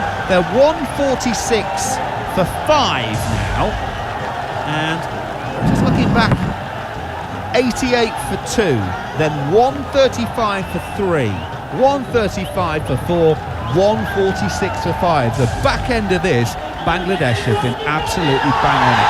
They've been outstanding. Again, a very good delivery from Hassan. Back of the hand, slower delivery. Sam Curran, though he managed to pick it up, just didn't get enough timing on it. And England loses their 5th, 146 with 7 deliveries to go. If England can manage to get to 160, still a good enough total. Average total on this ground is around 145. So they're still above par, but still it looks a lot better pitch than we have seen in the last match.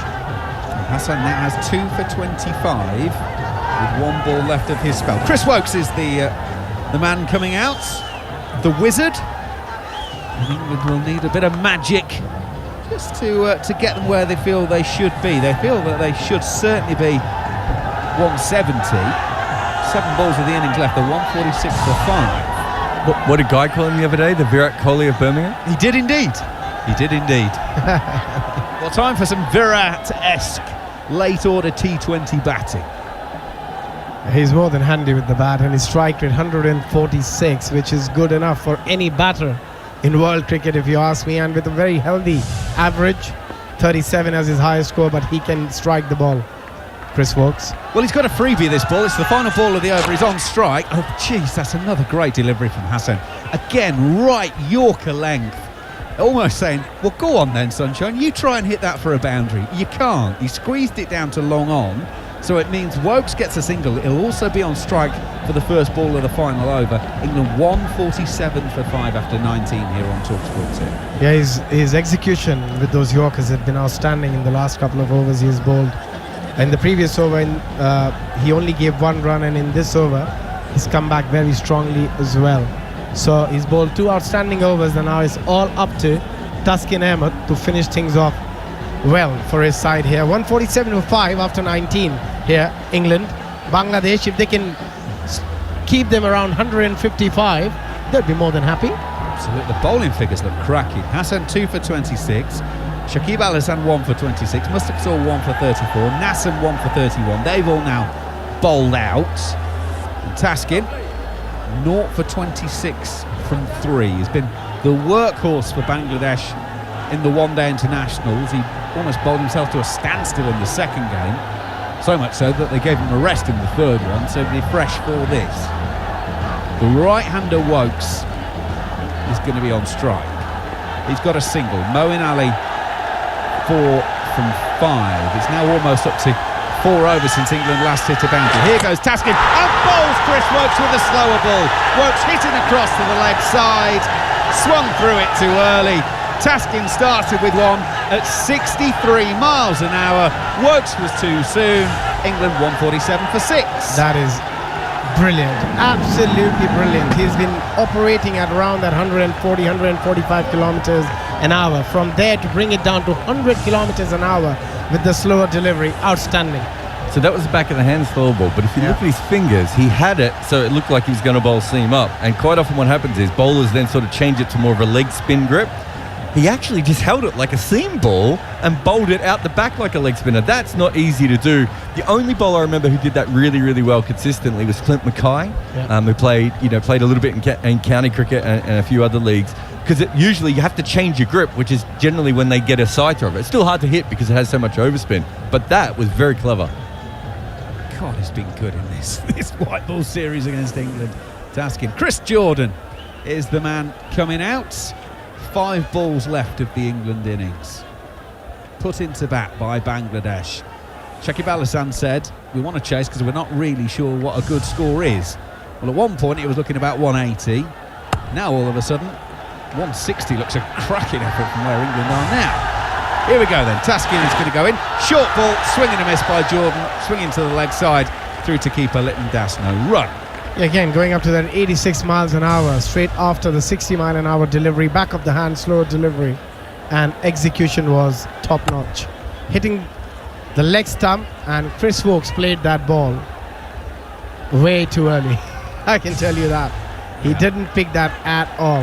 And the next delivery, a very good quick bouncer to surprise Jordan. Well, when Wokes gets back to the dressing room and looks at the footage of that one, actually with his bowling head on, he'll go, do you know what, fair play. Yeah. With his batting mind on, he'll be absolutely filthy with himself. Such is the way of the world. Right, Taskin in for the third ball of the over. Right arm over. He's gone full Yorker length, but Jordan smears this out through point for 4.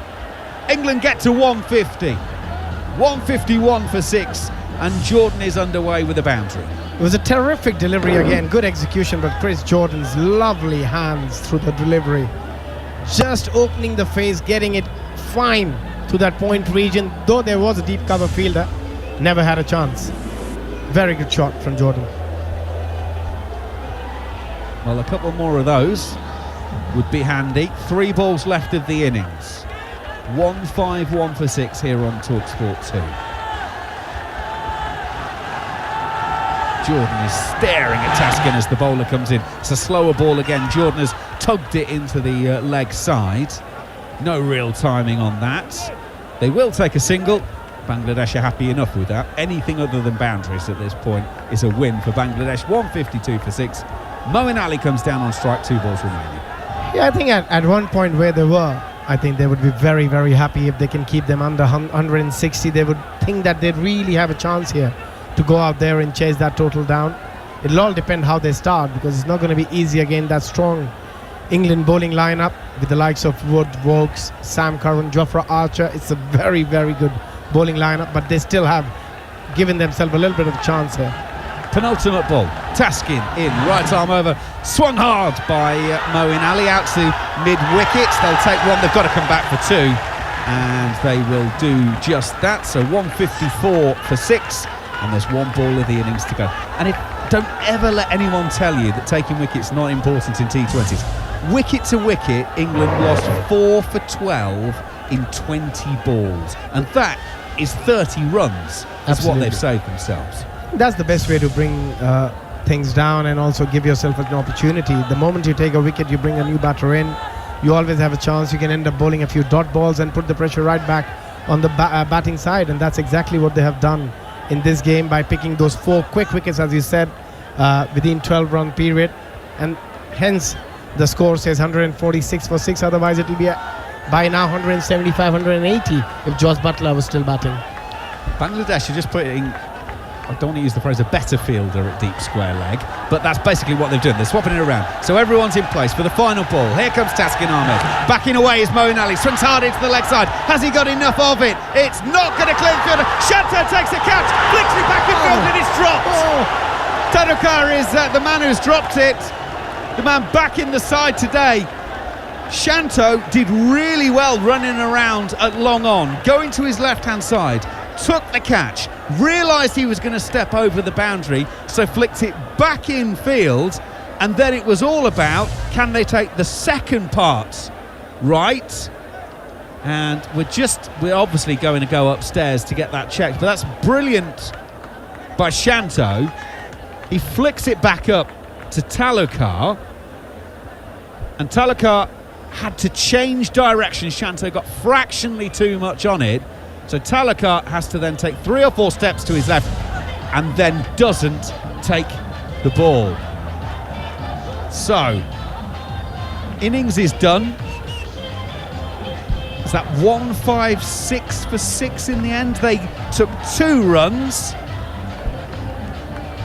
Well, do you know what? I'm calling that honours even, I think, about that, because where England were and where Bangladesh were going to where they came back and where England ended up. Salt 38, Butler 67, Milan 4, Duckett 20, Curran 6, Wokes won the men out, Moeen not out 8 from 7 balls, Jordan 5 not out from 3 balls, and the bowling figures, and there were some absolutely spectacular figures.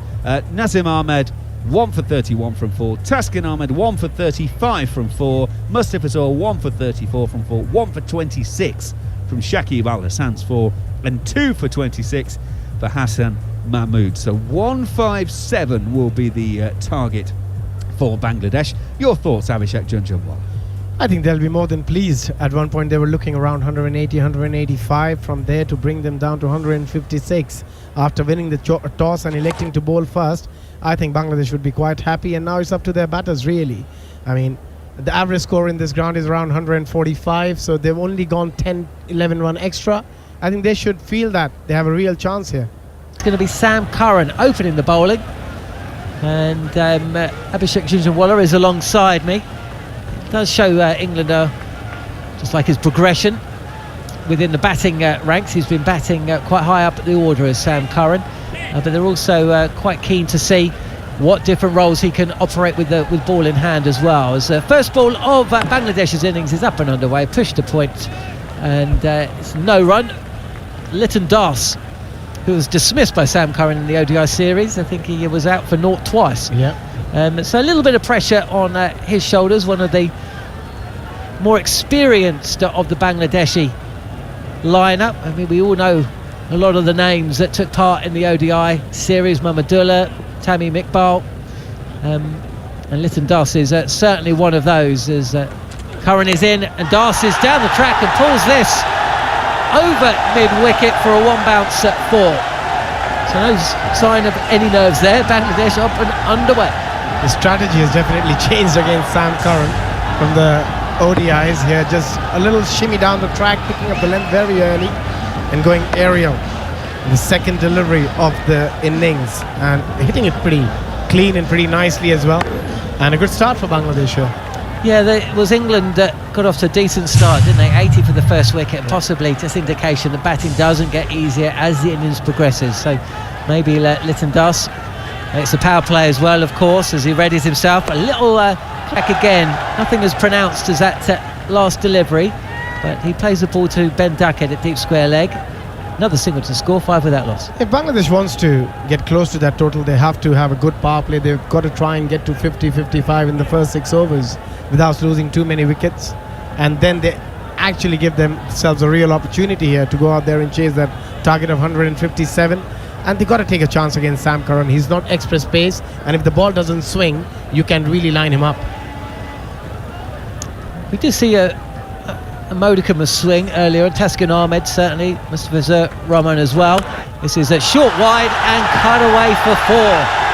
No chasing that one. Talukder opening up alongside Litton Das. Well, that was a free hit really. Bangladesh moved to 9 without loss. Yeah, that's going to be a major issue with Sam Curran, especially in subcontinent. If he doesn't get that initial swing with his pace, and if he doesn't get his length right, it's going to be easy picking for the batters. That's what we have seen in the first 4 deliveries.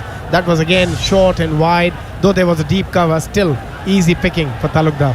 First ball in 8 years in international T20 cricket, goes for 4. This is straighter and pushed down the ground to mid-off for another single. So both batters up and underway, 10 without loss inside the first over.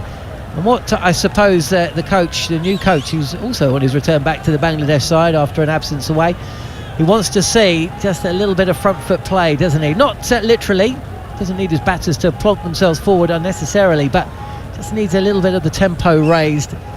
This isn't a huge score that Bangladesh are chasing, and they can make a real statement here by the manner that they go about things, as Litton Das is ready and completely outfoxed by a slower delivery, a cutter from Curran, and no more damage to the score. Bangladesh 10 without loss, the target 157 here on TalkSport 2. Yeah, Sam Curran, if he doesn't get the swing, then he has to rely on his variations. He's got to go for those cutters, got to go for the slower deliveries. He does have a very decent Yorker as well, so he's got to mix it up. He cannot just bowl length on these subcontinent conditions, and there's plenty to learn for everybody. He's playing a lot of cricket in subcontinent.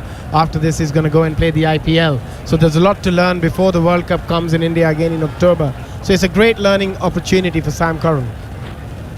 John, I just wanted to talk about Talukder. So he's got a really, really interesting record. We talked about how he played 8 years ago in T20 cricket. He hasn't averaged over 30 in a year of T20 cricket in his life until this year, where he's averaging 35 with a strike rate of 129. Last year, he averaged 17 with a strike rate of 110. The year before, it was 22, then 15, but really, really low. And just suddenly this year, everything's come together for him, and they've picked him back in the side. They've been looking for someone who can whack it at the top for basically since they began playing cricket. Yeah, for a game that's synonymous with power, when you look at the Bangladesh lineup, that's not exactly the word that comes to mind, is it? No. Oh, interesting. Well, look, we'll see how he goes. He's about to face the first ball of Chris Wokes. First over, target 157, Bangladesh 10 without loss. And Talukder readies himself, the right-handed bat as Wokes. Right arm over the wicket, good length delivery. On off stump and played to extra cover, Dover Milan Fields. They're not looking to bowl too quick, just bowling that right length, right line, and that's exactly what he has done in the one days as well.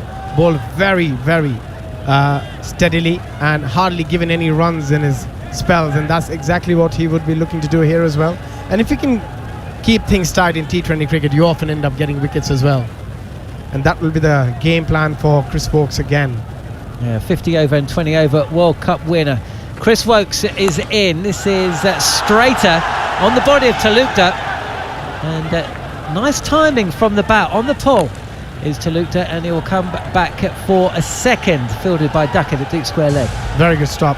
Saved a couple of runs again. Slower delivery. As you said, timed it quite well, Talukder there. Looking for that gap between short fine and the square leg fielder. But wonderful effort in the boundary. That's quite an interesting shot as well. It was a strong base that he was coming from, wasn't it? It was nice timing as well. Quite riskily played, but he got into position very, very early, did Talukder, who's 7 from 4 in his return to this Bangladesh T20 side. Wokes is in again. This is flashed hard. It was there to be hit.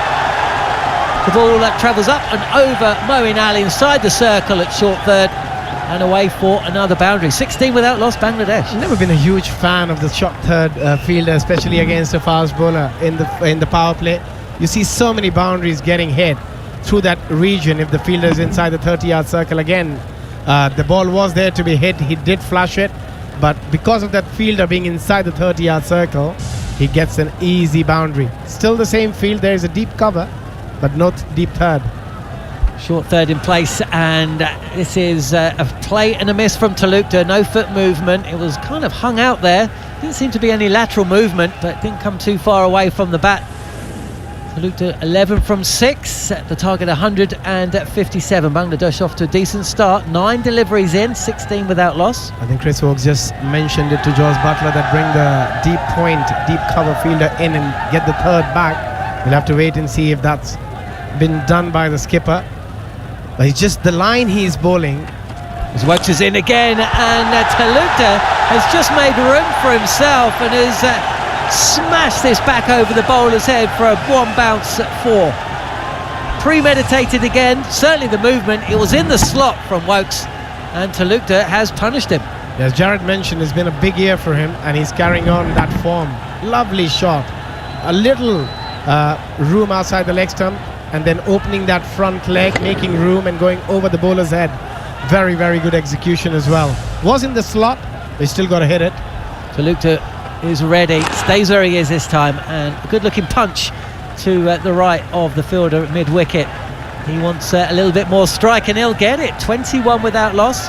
Talukder 16 from 8, Lytton Das at 5 from 4, and Bangladesh up and underway. The target's 157 after England lost wickets towards the back end of their innings, losing 5 wickets in the final 10 overs of their 20. Jos Buttler top scoring with 67, if you're just joining us here on TalkSport 2.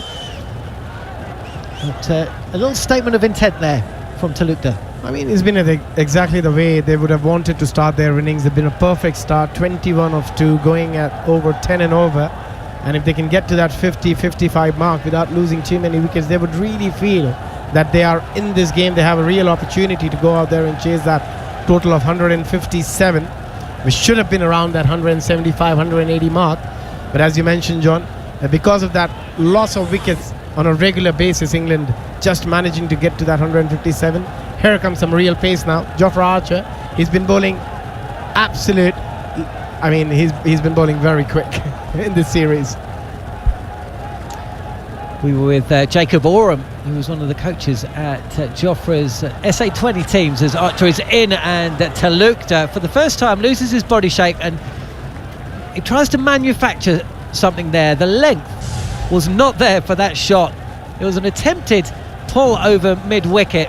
Talukta came absolutely nowhere near it, and fortunate to remain. He remains 16, Bangladesh, 21 without loss. So what's good to see is that he's been given an opportunity, he's been given a job to come in as an opener and try and score runs quickly, and the intent has been there from ball one.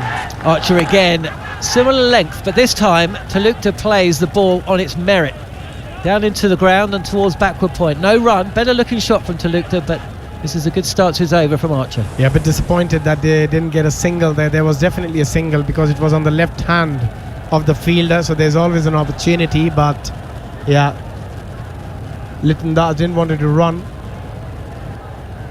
Yeah, possibly mindful of the short third fielder who was coming across as well. Either way, two decent deliveries from Jofra Archer. As he's in past the umpire, short again. This is pulled nicely, fielded by Ben Duckett. The umpire at square leg has to duck, and Talukta gets off strike. 22 without loss. Yeah, Jacob Oram was part of our commentary team for the second test match in Wellington. He was one of the bowling coaches for the Mai Cape Town, I think that's what they were called. The Mumbai Indians, essentially, franchise. And was speaking about Jofra Archer and how impressed he was, how much of a cricket nut really Archer appeared to be to Jacob, and the manner and the way he went about him, how he spoke about playing for England against Australia, as Litton Das is across and scoops this ball over Adil Rashid, who's at short fine and away for a boundary. So Litton Das has been standing at the non-striker's end, watching the length that Jofra Archer has been bowling, and first ball looks to disrupt that. Good looking shot from Litton Das. He moves to 9 and the score 25 without loss. It's become such a productive shot in T20 cricket, just ramping the bowler, just picking the length early. And I was mentioning it earlier, you can play it to the ball which is fuller or a short, as long as you can keep your eyes on the ball. Archer, this is misdirected down the leg side and will be called a wide. Archer will have to bowl this one again. So, good stuff from Bangladesh so far, 27 without loss. We saw England get off to a good start with their opening pair.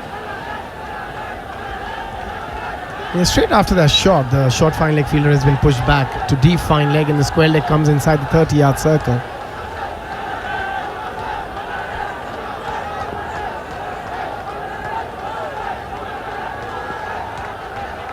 Archer in again. He continues to bowl on good length, straight, and played comfortably enough. Litton Das gets off strike. And I wonder what or how Talukta goes about things. He's been all action in his short innings so far. There's one ball left of this shot for Archer over. Probably eye another boundary, try and get another boundary, put the pressure back. And from Jofra Archer's point of view, he would want to finish well. He's gone for 7 so far of his 5 deliveries, so doesn't want to ruin his figures. But we'll have to wait and see the mood Talukdar is in. He's definitely eyeing another boundary here. See what length Archer bowls again. Well, it's very short, and Talukta is onto this so quickly. He pulls this in front of the fielder to the left of mid-on and away for that boundary that Abhishek Jhunjhunwala suggested he might target. Talukta moves to 21 from 12, and Bangladesh 32 without loss after 3, chasing 157 here on TalkSport 2. He's looking very good. He's looking very good for Bangladesh so far. It was been impressive that Talukdar has come with all the confidence in the world. He's looked good, he's played the right shots, he's taken the right options, and he doesn't face somebody like Jofra Archer on a regular basis, doesn't face that kind of a pace, but he's just looked at ease in the middle with that sort of a pace as well, and it's managed to pull Jofra Archer on a couple of occasions, which is never easy. Yeah, he pulled him, he's looked pretty comfortable pulling square of the wicket, but also straightish as well, so that gives you an indication he's quite at ease with the pace of the ball on the pitch.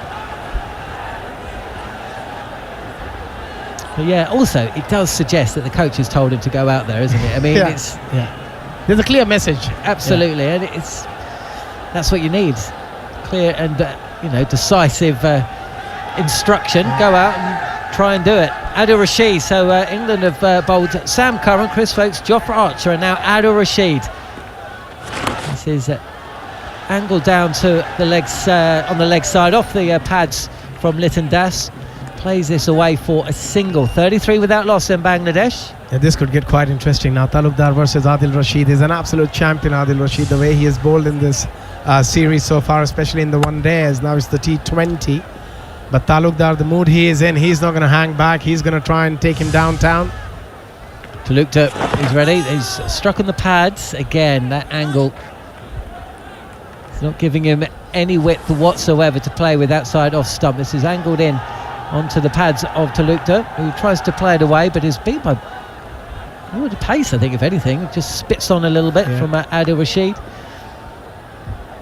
Playing his 93rd international T20 this time. Oh, he's bowled him! What an absolute beaut of a delivery. It's the googly from Rashid, tossed up, Talukdar forward, took the bait, and that big gap between bat and pad has been breached, and the stumps have been knocked over. Middle stump peg back, leg stump peg back actually, and Bangladesh lose their first, 33 for 1. You can sense that was coming. An absolute magician, Adil Rashid, the way he has bowled in this series so far. Again, bowling that beautiful googly. The earlier one was the slider from the front of his hand, and then that variation. So 3 different deliveries to the bagging of the first wicket. Bangladesh losing their first wicket after 33. He played a decent hand. Talukdar getting a 21 of 14 deliveries, but in comes Shanto. He's been in terrific form in the BPL as well. He's if I'm not mistaken, the second highest run getter the highest run getter in the BPL this year. Yeah, and maybe feels like he's got a point to prove as well, because he was opening the batting in the T20 World Cup for Bangladesh. He's had a decent run of form, relatively speaking. So possibly coming out to the crease thinking, well, hang on, I don't want to bat at 3, I want to bat within the opening 2. But we shall see. Rashid, though, has struck. He struck early inside his first over. And actually, I know it sounds a bit crazy thing to say, but England needed that because Bangladesh have got off to a cracking start in this first T20. Yeah, they absolutely needed that wicket. And again, what a delivery. Shanto facing his first delivery, and this is played to point. And no run. I can tell you that Usman Khawaja has reached 3 figures in that big match at Ahmedabad in the 4th test match between India and Australia, as Shanto on the reverse sweep, he misses the ball. Rashid goes up for leg before, and the umpire agrees. So could it be 2 wickets in just 3 balls? He's going to review.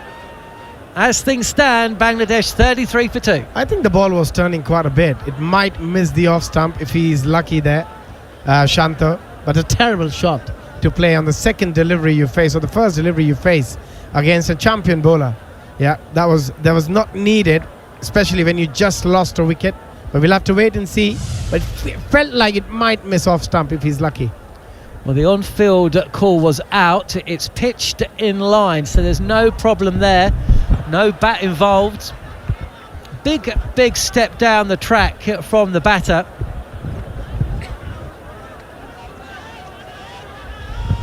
Could it be umpire's call goes the way of England and against Bangladesh? They're just waiting to see if it's pitched in line and is going to go and hit any part of the stump, because the umpire has given it out as long as it's hitting the stumps is going to stay.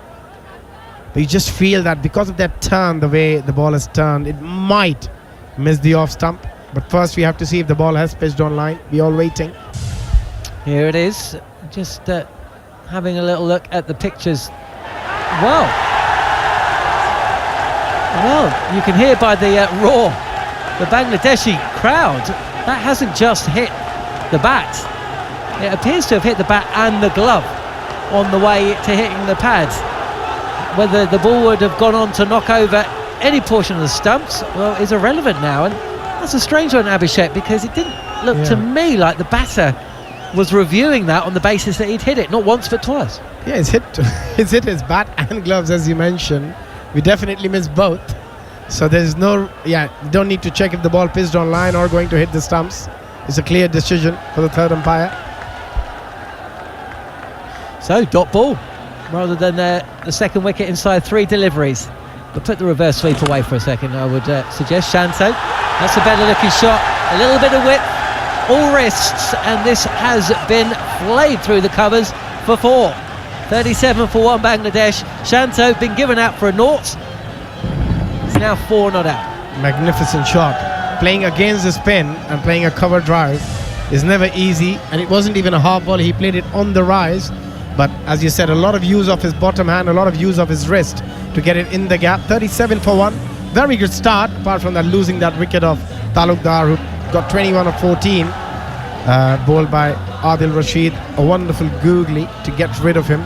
But still, Bangladesh in a very good position. All they need from here is a little partnership between Liton Das and Shanto, and just have that foundation for the likes of Hridoy, Shakib, Afif. They've got plenty of batting.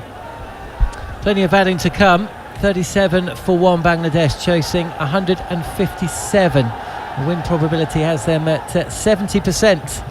Favourites really to go on and win this match, but things can change very, very quickly. We saw in that over indication of that. Jofra Archer's going to bowl his second over. His first one went for 11. Abhishek. Oh yeah, so the fielder is out at long leg and deep square leg. This is on the body of Liton Das, who is interested in a second. He's been sent back though. There was a fumble in the outfield. Nothing given there though. 38 for 1 then Bangladesh, chasing 157. Never convinced with that win predictor, John. 70% to Bangladesh. 69% now. That single has made all the difference. If it had been 2 there, then it'd be up to 71%. It's amazing how that win predictor keeps shifting. But still 70%. And there's different variants. This is the one that's on Cricinfo, but that's a different one to the one that, say, CricViz has. Yeah. So very often the percentage is quite markedly different. And then if you go to the to 888 Sport, I'm sure they'd have a completely different set of probabilities. As again, straight here, and Shanto plays this. It's an uncomfortable looking shot, but he's in control as he guides this ball through backward point for another run. Bangladesh move to 40 for 1. It's a hot day, you can tell. They're sweating a lot, all the players, but again, as you said, Shanto playing it quite late and just playing it towards the left hand side of that point fielder, right hand side of the point fielder, and picking up a couple of runs, and that's all they need to do. Just nudge around those 1s and 2s, and whenever there is an opportunity, hit those boundaries. Archer again, and Shanto rocks back. He's targeting the big expanse at mid-wicket. He's not going to quite get hold of all of this, but he'll certainly come back for a second. Seized on the length from Archer very, very quickly, and he'll come back for actually it's 3 runs there. 43 for 1, so good running from Bangladesh. Great intent and good understanding between these two players. Again, picking the length very early, Shanto. You can sense that he loves playing on the back foot. He's always hanging back. And again, that running between the wicket, we didn't expect them to take 3 there. Good running. Yeah, it was good shot placement as well. The fielder was inside the circle, wasn't he? It was at short mid-wicket, so even though he clothed it slightly, there was more than enough on the shot to clear the fielder, and that's really why 2 became 3. As Shanto is playing forward. Liton Das, sorry. He's playing forward, he's playing defensively. There's a fielder inside the circle at third. No run there. And Bangladesh remain 43 for 1. Yeah, from England's point of view, they need to pick up a couple of wickets here to really put the shackles on that scoring rate of Bangladesh. At the moment, they're scoring quite freely.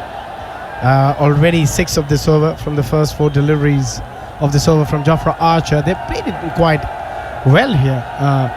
Both the players, they've been quite comfortable against the short stuff as well. Here is Archer again, always great to see him. Short delivery, Liton Das could be dismissed here on the pull and caught at mid-on. Chris Wokes with the catch. Das innings comes to an end. Archer strikes. Bangladesh 43 for 2. I just said they look quite comfortable with the short stuff, and straight away getting out, trying to pull a delivery. It was a bit too quick. Again, the bat face opening in hand as well.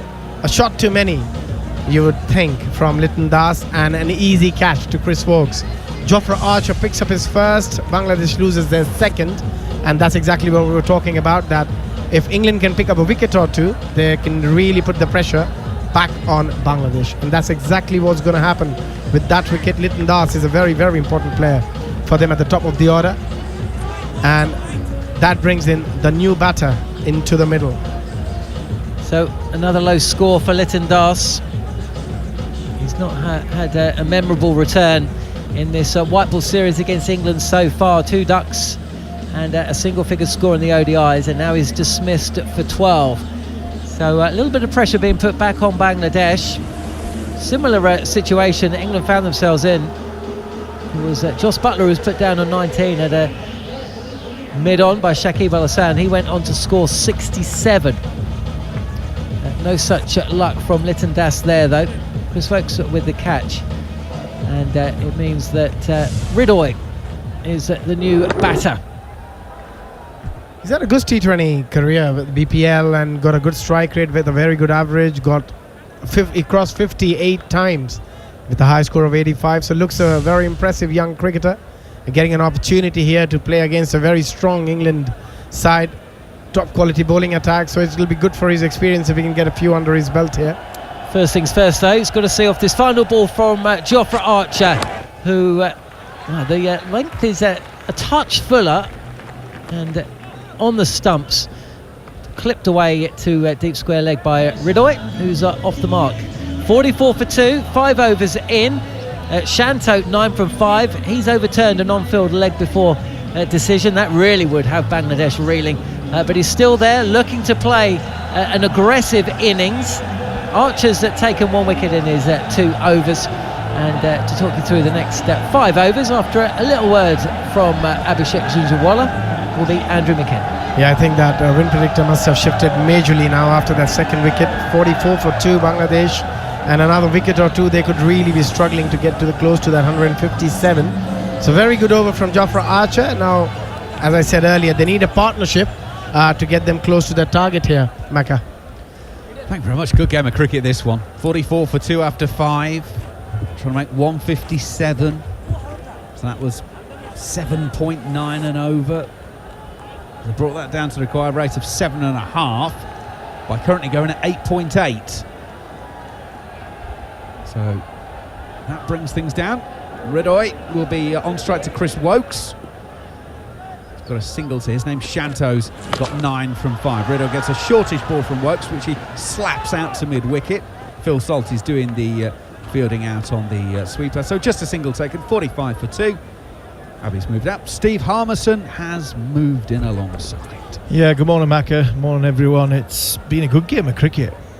Don't know what to make of the pitch, whether it's been a good pitch. I think it's been a contest between bat and ball, getting harder to go as it's gone on. And Jos Buttler showed his pure class and timing in the first innings. I'm trying to work out the last sort of 5 overs of the first innings, whether if the pitch was better than the other day, which for the third ODI, or it was just played on by somebody who was in a different league altogether than most batsmen that have been on show so far. So I think it's the latter. I think Jos Buttler played an unbelievable innings in that first half, and he could be the difference. Whether England were 1 batter short was always going to be the question. Wokes is on his way to bowl to Shanto. The left-hander stays deep in his crease, hits backward of point out to Salt, who is sweeping. It's basically straight to Phil Salt. His throw actually comes in, bursts through Jos Buttler's gloves, goes on to the stumps, ricochets away, but there's no chance of an overthrow. So Bangladesh 46 for 2. Shanto's looked in good order. He's only been in for 6 balls, but he's timed the ball nicely, carried on from where he left off the other day. He got batted number 3 in the ODI, 53 off 71 balls. And I thought he batted very, very nicely to the conditions here at just sort of put a fire out. Wokes comes in, bowls shortish again. Ridoy pulls Sam Curran inside the circle at mid-wicket, diving away to his right-hand side, prevents the run being taken. He got Bangladesh got off to England got off to a good start in that last ODI. Curran 2 wickets early in the piece, and I thought Shanto came in and played a lovely innings. Just put the fire out from England. I think he's done that again here. It's nicely balanced at the crease, played some big shots, some good shots. The right-handed Ridoy waits, bat raised, gets the ball that's just back of a good length, but he's just pushing back down the pitch to the bowler. Milan will field, no run. England have bowled nicely here. Sam Curran was expensive in his first over. Archer's gone for a couple of boundaries that one you would say was a tad unlucky, but got the wicket. Rahul Rashid bowled a beauty over. Fantastic googly. Wasn't it ever? Oh, it was a ripper. Wokes goes in. Ridoy hammers through mid-on, and that will go away for 4. Now, Jofra Archer at mid-on didn't really have that far to go, and he gave up the coast pretty quickly there. It goes away for a 4, and the Bangladesh 50 is up. 50 for 2 at 5 overs and 5 balls to get them there, but Ridoy just stood and delivered. Yeah, brute force, that's all that was. Cross-seam ball from Chris Wokes, in and around the sort of on towards top of off stump. Ridoy just stood there and belted it straight back from where it's come from. You're right, Jofra wasn't that far away, but could get nowhere near it. Final ball of the power play then. Wokes goes in, Ridoy goes across his stump, so Wokes goes in at the base of leg, but Ridoy clips it through long leg and away for 4. So back-to-back boundaries to finish the power play for Bangladesh. 54 for 2 they are after the opening 6. England were 51 without loss in their power play. Ridoy has 10 from 6, Shanto 10 from 6, and Bangladesh need 103 runs from 84 balls to win the first T20 here on TalkSport 2. Yeah, just Wokes has seen her go across his stumps there a little bit, and he's tried to go at leg stump, gambled, fine leg inside the circle. He's just managed to get enough on it to get it past Mark Wood, down to fine legs, between fine leg and square leg, and the England captain now will have to go to his second quickest pace man in Mark Wood to hopefully try and break this partnership, because England will be looking now at Bangladesh 103 off 84. If they bat the 84, you'd expect them to get to 103, so England need to make some big inroads. Left-handed Shanto to take the first ball, clipped just over Jordan at mid-on for 4. It was fast, it was full, and it was straight, and Shanto got a thick inside half of the bat on it, and it looks like it was going to loop up, but it just had enough carry, and if Chris Jordan can't catch it, no one can catch it. Yeah, he goes for 4. Just about to say that, Mark. If Jordan can't get it, nobody can. He leaped basketball style as he was going to slam dunk it, just couldn't quite get his fingers on it, could he, Chris Jordan? Shanto's looking to hit that through the offside, but whether it's sat in the pitch or he's just getting his sort of hands caught, come off the bat, and he's got a thick inside edge. Wood is on his way for the second ball. Shorty ball. Shanto's got hold of that one. He's hammered it into the onside, and it's wide of Salt at mid-wicket. And it's back-to-back boundaries to start the over against Mark Wood. Shanto goes to 18 from 8. Bangladesh 62 for 2. And the locals are loving it. That's the middle of the bat. Absolute middle of the bat. They're expecting this as a short ball from Mark Wood. Got it cross seam. Probably run up with Shanto. Seen it, this cross seam, and he's waiting on it, baseball style, bat raised in hand, horizontal, waiting for that short ball, and pulled into the leg side beautifully, right out of the middle of the bat. How does Mark Wood respond to that? On his way in once again, right arm over to the left-hander, he goes full of straighter, straight driven, can he get past mid-off? Yes he does. Jordan sprinting from mid-on, can't get round. 4 for Shanto. Bangladesh 66 for 2. We're asking how Mark was going to come back from that. I would have thought it would be shorter and faster, but he's decided to go seam up onto off stump. Didn't quite swing, and he's gone full, and that because of the pace on the ball. Shanto hasn't got to hit that as hard as he probably would against a Wokes or a Jordan. He's just pushed through the line of it, and it's gone straight down the ground for 4. Lovely shot. Pressure on the England bowler now.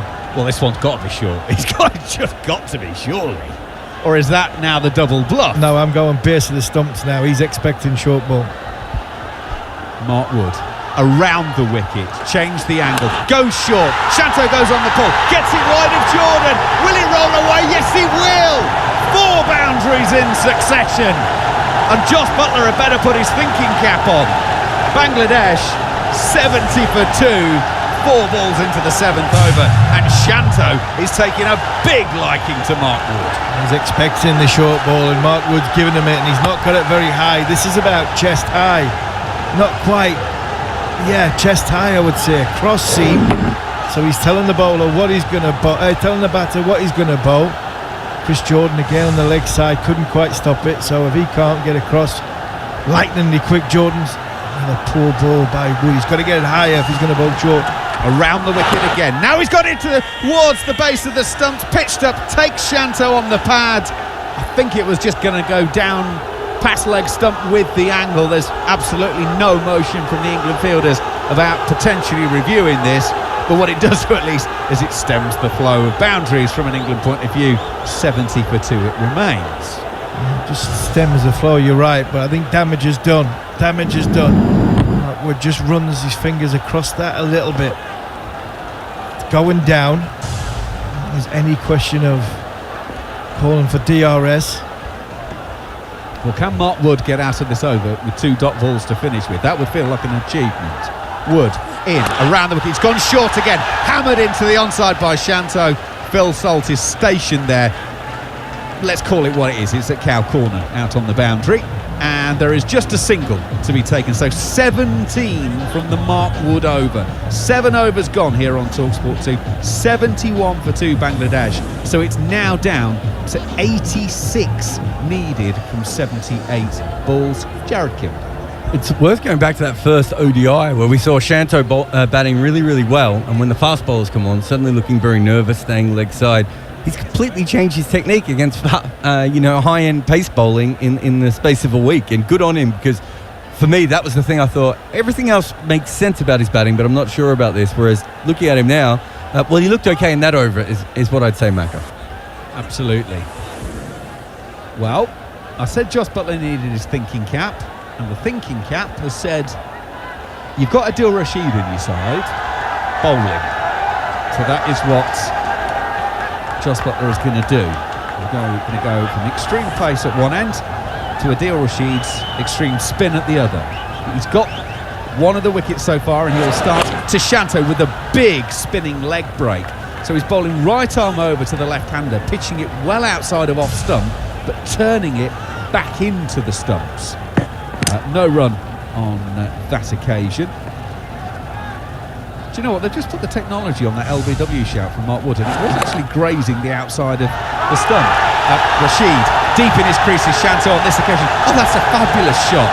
England have got a backward point and a short third, and he gets it between the pair of them and rolls away for 4. Shanto's now got 31 from 14. Waited and waited, guides it between Moeen and Mark Wood, and it rolls away for 4 more. Yeah, not just brute force in that delicate touch as well. Rashid in, still over the wicket. Shanto is going to the leg side, and they will take 2 outside the 30-metre circle by about 3 or 4 metres. But because Duckett's coming in off the boundary, it's a safe 2, 77 for 2. That's brilliant running. That is brilliant running. Deft touch from Shanto to get the ball for 4, and this time he's just played it into the inside. No hesitation whatsoever. Both of them. 2 was the call, and 2 they got. England under extreme pressure here. 80 from 75 the requirement. Rashid goes in, gives that one a little bit of air. Turned around the corner by Shanto. Again, they'll touch and look for the second, but it's not there. Mark Wood cuts it off. So it's just 1, 78 for 2. Shanto's now got 34 from 16 balls faced. Over 2 a ball. Cracking stuff. Ridoy, well, he's been watching from probably the best seat in the house at the non-striker's end. He's got 10 from 6. Feels like he's not faced for a while, actually. No, they both had 10 from 6, didn't they? Yes, they did. It's his T20 international debut, by the way, this Tawhid Ridoy. His domestic record, 49 games, 1126 runs at just under 30 with a best of 85 not out. Strike rate just under 121. He's getting a googly from Rashid on this occasion. Turns it around the leg side. There's no man inside the circle. On the leg side, just Butler goes after it and has to default to Sam Curran off the boundary. But again, well placed, well run, comfortable 2 in the end. 80 for 2 Bangladesh. Fantastic running again, because this is a decent ball from El Rashid, a googly. Bowled very, very nicely, bounced a little bit, so I had to play it with some respect. No interest in going down the big shot route, just ducking into the leg side and run 2. 3 fielders came in on the ball and not one of them could stop the 2.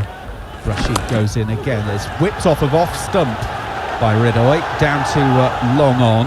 Archer will do the fielding on that occasion, and they come back for 2 more.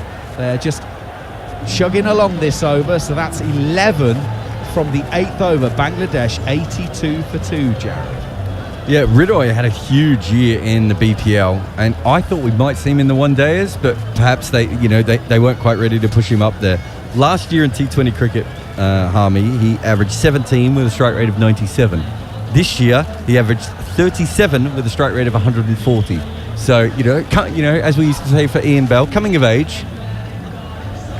Like someone plugged him in. Yeah, but Belly looked 18 when he was 35. That was the thing. Well, we had about 20 coming of ages. Belly did. Every time he made 100, really. Yeah. Joe Root's the same. Joe Root still looks about 12.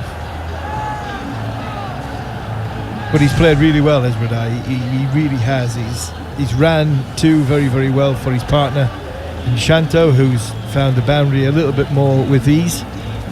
And when he's had a chance to be on strike himself, he's not looked to try and hit any of the big shots. He's looked to play, especially outside of Rashid. He's played off the back foot, played the ball into the gap, looked to run 2, and then played a little bit more forcefully there, that last ball towards sort of Chris Jordan, and they're giving England the real runaround here. Shanto's looking for the boundary, but when he's not, they're getting a 1 or they're getting a 2 and really putting pressure on England and the captain Jos Butler. Sam Curran is going to come in and bowl his second over. Shanto takes that off of leg stump down to deep square leg, and a single will be taken. 83 for 2. The natural sunlight disappearing, the floodlights are taken over. It is still a hot evening. All the players getting a good bead on. Virtually a full stadium, which from the weekend it just feels just crazy, as there was 2 men and a dog, and the dog wasn't that interested at times. No, the dog was looking for whatever shade he could possibly get, and just shows you what the difference 2020 cricket is to 50 over cricket is, and unfortunately where possibly 50 over cricket could be going after this World Cup. Curran shorter and wider of off stump. Ridoy tries to sort of tap it on the head really down towards third man, but no real timing. Archer fields at point, no run. Yeah, he's looking to try and keep it down. 2 men, they're not in catching positions. They're on the 30-yard circle. One will be about where 5th slip would be, but on the circle, and Jofra Archer's at backward point. So Sam Curran's looking to run his fingers across the seam, bowl a lot of cutters. So because of that, Ridoy's going to have to put all the pace on himself. So he's going to try and keep it down. Curran in from outside of off stump. Ridoy's whipped this one through straightish mid-wicket. Duckett will come off the boundary and field just a single, so that makes it 42 from 23 balls from these 2. That's pretty good going. Excuse me, 84 for 2. We're halfway through the 9th over here on TalkSport 2. Don't forget, cricket once again tomorrow morning. The Australia-India Test match. Australia closing the day 2:55 for 4. Sam Curran goes in once again. Shanto, glorious, all bottom hand, and just guided it backward of point. Adil Rashid is inside the circle at third, and the pace it came off the blade, he had no price of stopping it at all, and it goes away for another boundary. 88 for 2. Yeah, fine shot from Shanto there. He's just looking to open up his front leg, his right toe, pointing sort of towards not quite mid-wicket, but he's just opened himself up, thinking if it is a bit fuller, I can big shot leg side, but if it is short and it's going to sit up, I can play it through that gap at short third. Curran goes in roundabout off stump. Ooh, that was a bit of a smear from Shanto. That one wasn't as aesthetically pleasing as some of his other shots. He gets it down to Jordan at long on for a single, 89 for 2, and he goes to 40 from 19. Shanto. Yeah, it's the same setup. You know, he's looking to open up his left side. He's say like his left toe is really open to get his shoulders free, and if it's full, he can ping it on the leg side. If it's short, well, he's looking to use the pace off the ball, and that one was just a little bit quicker than he was probably expecting. Sam Curran over the wicket goes into the right-handed Ridoy, who's pulling the ball out to duck it again at mid-wickets, and that is the over. 8 from it. Curran has now bowled 2, which have cost 18. Bangladesh 90 for 2 after 9, trying to make 157 to go 1-0 up in this 3-match series. Match number 2 Sunday morning, and then match 3 is on Tuesday. Those games both back in the Sher Bangla National Stadium up in Mirpur. So 250 odd kilometres worth of travelling to do after today's game, heading back up north along the coast to the venue of the first 2 one-day internationals, which England won both of, so they'll have happy memories of there. They'd like to go on that journey with a win to their name, but I'll tell you what, it's a good game of cricket from here, and England are going to go to the 6th bowler, Moeen Ali. Bangladesh only used 5, they all bowled their maximum allocation, but Moeen Ali is going to come in to the right-handed Ridoy, short third, extra cover inside the circle on the offside for Moeen Ali as he goes in and bowls. That grips and turns a bit actually. Play by Ridoy out to Adil Rashid, who's stationed at short mid-wicket, no run. And just a little bit more turn there for Moeen Ali. Took a lot of pace off it. First ball was really, really slow and looped. That one again is relatively slow. Ridoy takes a big stride down the pitch to sweep it around to Salt on the mid-wicket boundary. Just a single taken, 91 for 2. Just a little piece by Moeen. We didn't get the full interview. I think the full interview is about 5 minutes long, which you can get on the following on podcast. But we got a little sample size of where Moeen Ali's at with a 50-over game. And I think he was indicating that after the World Cup, he probably is going to retire from 50-over cricket. Largely down to the fact that I don't think he's enjoying bowling in 50-over cricket. This one again turns. He's around the wicket to the left-handed Shanto. Pitching roundabout leg. It's whipped around to the mid-wicket sweeper and beats the throw coming back. We are going to look actually. It was a little bit wide of Jos Buttler's left hand, so he puts his left hand out, deflects it onto the stumps. Shanto has called 2 straight away. I'm pretty sure he's safe looking at the first replay, but the umpire has sent it upstairs just so nobody gets embarrassed. Nonchalant bit of work by Jos Buttler. It was Ben Duckett's throw in. It was just slightly sort of left of the stumps where Jos Buttler was standing, and he just managed to get a good hand on it and palmed it back onto the stumps. No taking of the bails. It was a palm back onto the stumps, but I think Shanto looked as though he looked body language wise he's comfortably in. Yeah, comfortably in, not a problem at all. He's almost level with the line of the stumps when the bails comes off, but it's one of those that the umpire is slightly blindsided by both wicketkeeper and batter, so he just wants to be safe, and not out is the official call. That's the 50 partnership, by the way, for these two from 28 balls, and Shanto is trying to add to it. Inside out off of Moeen Ali over extra cover for 4.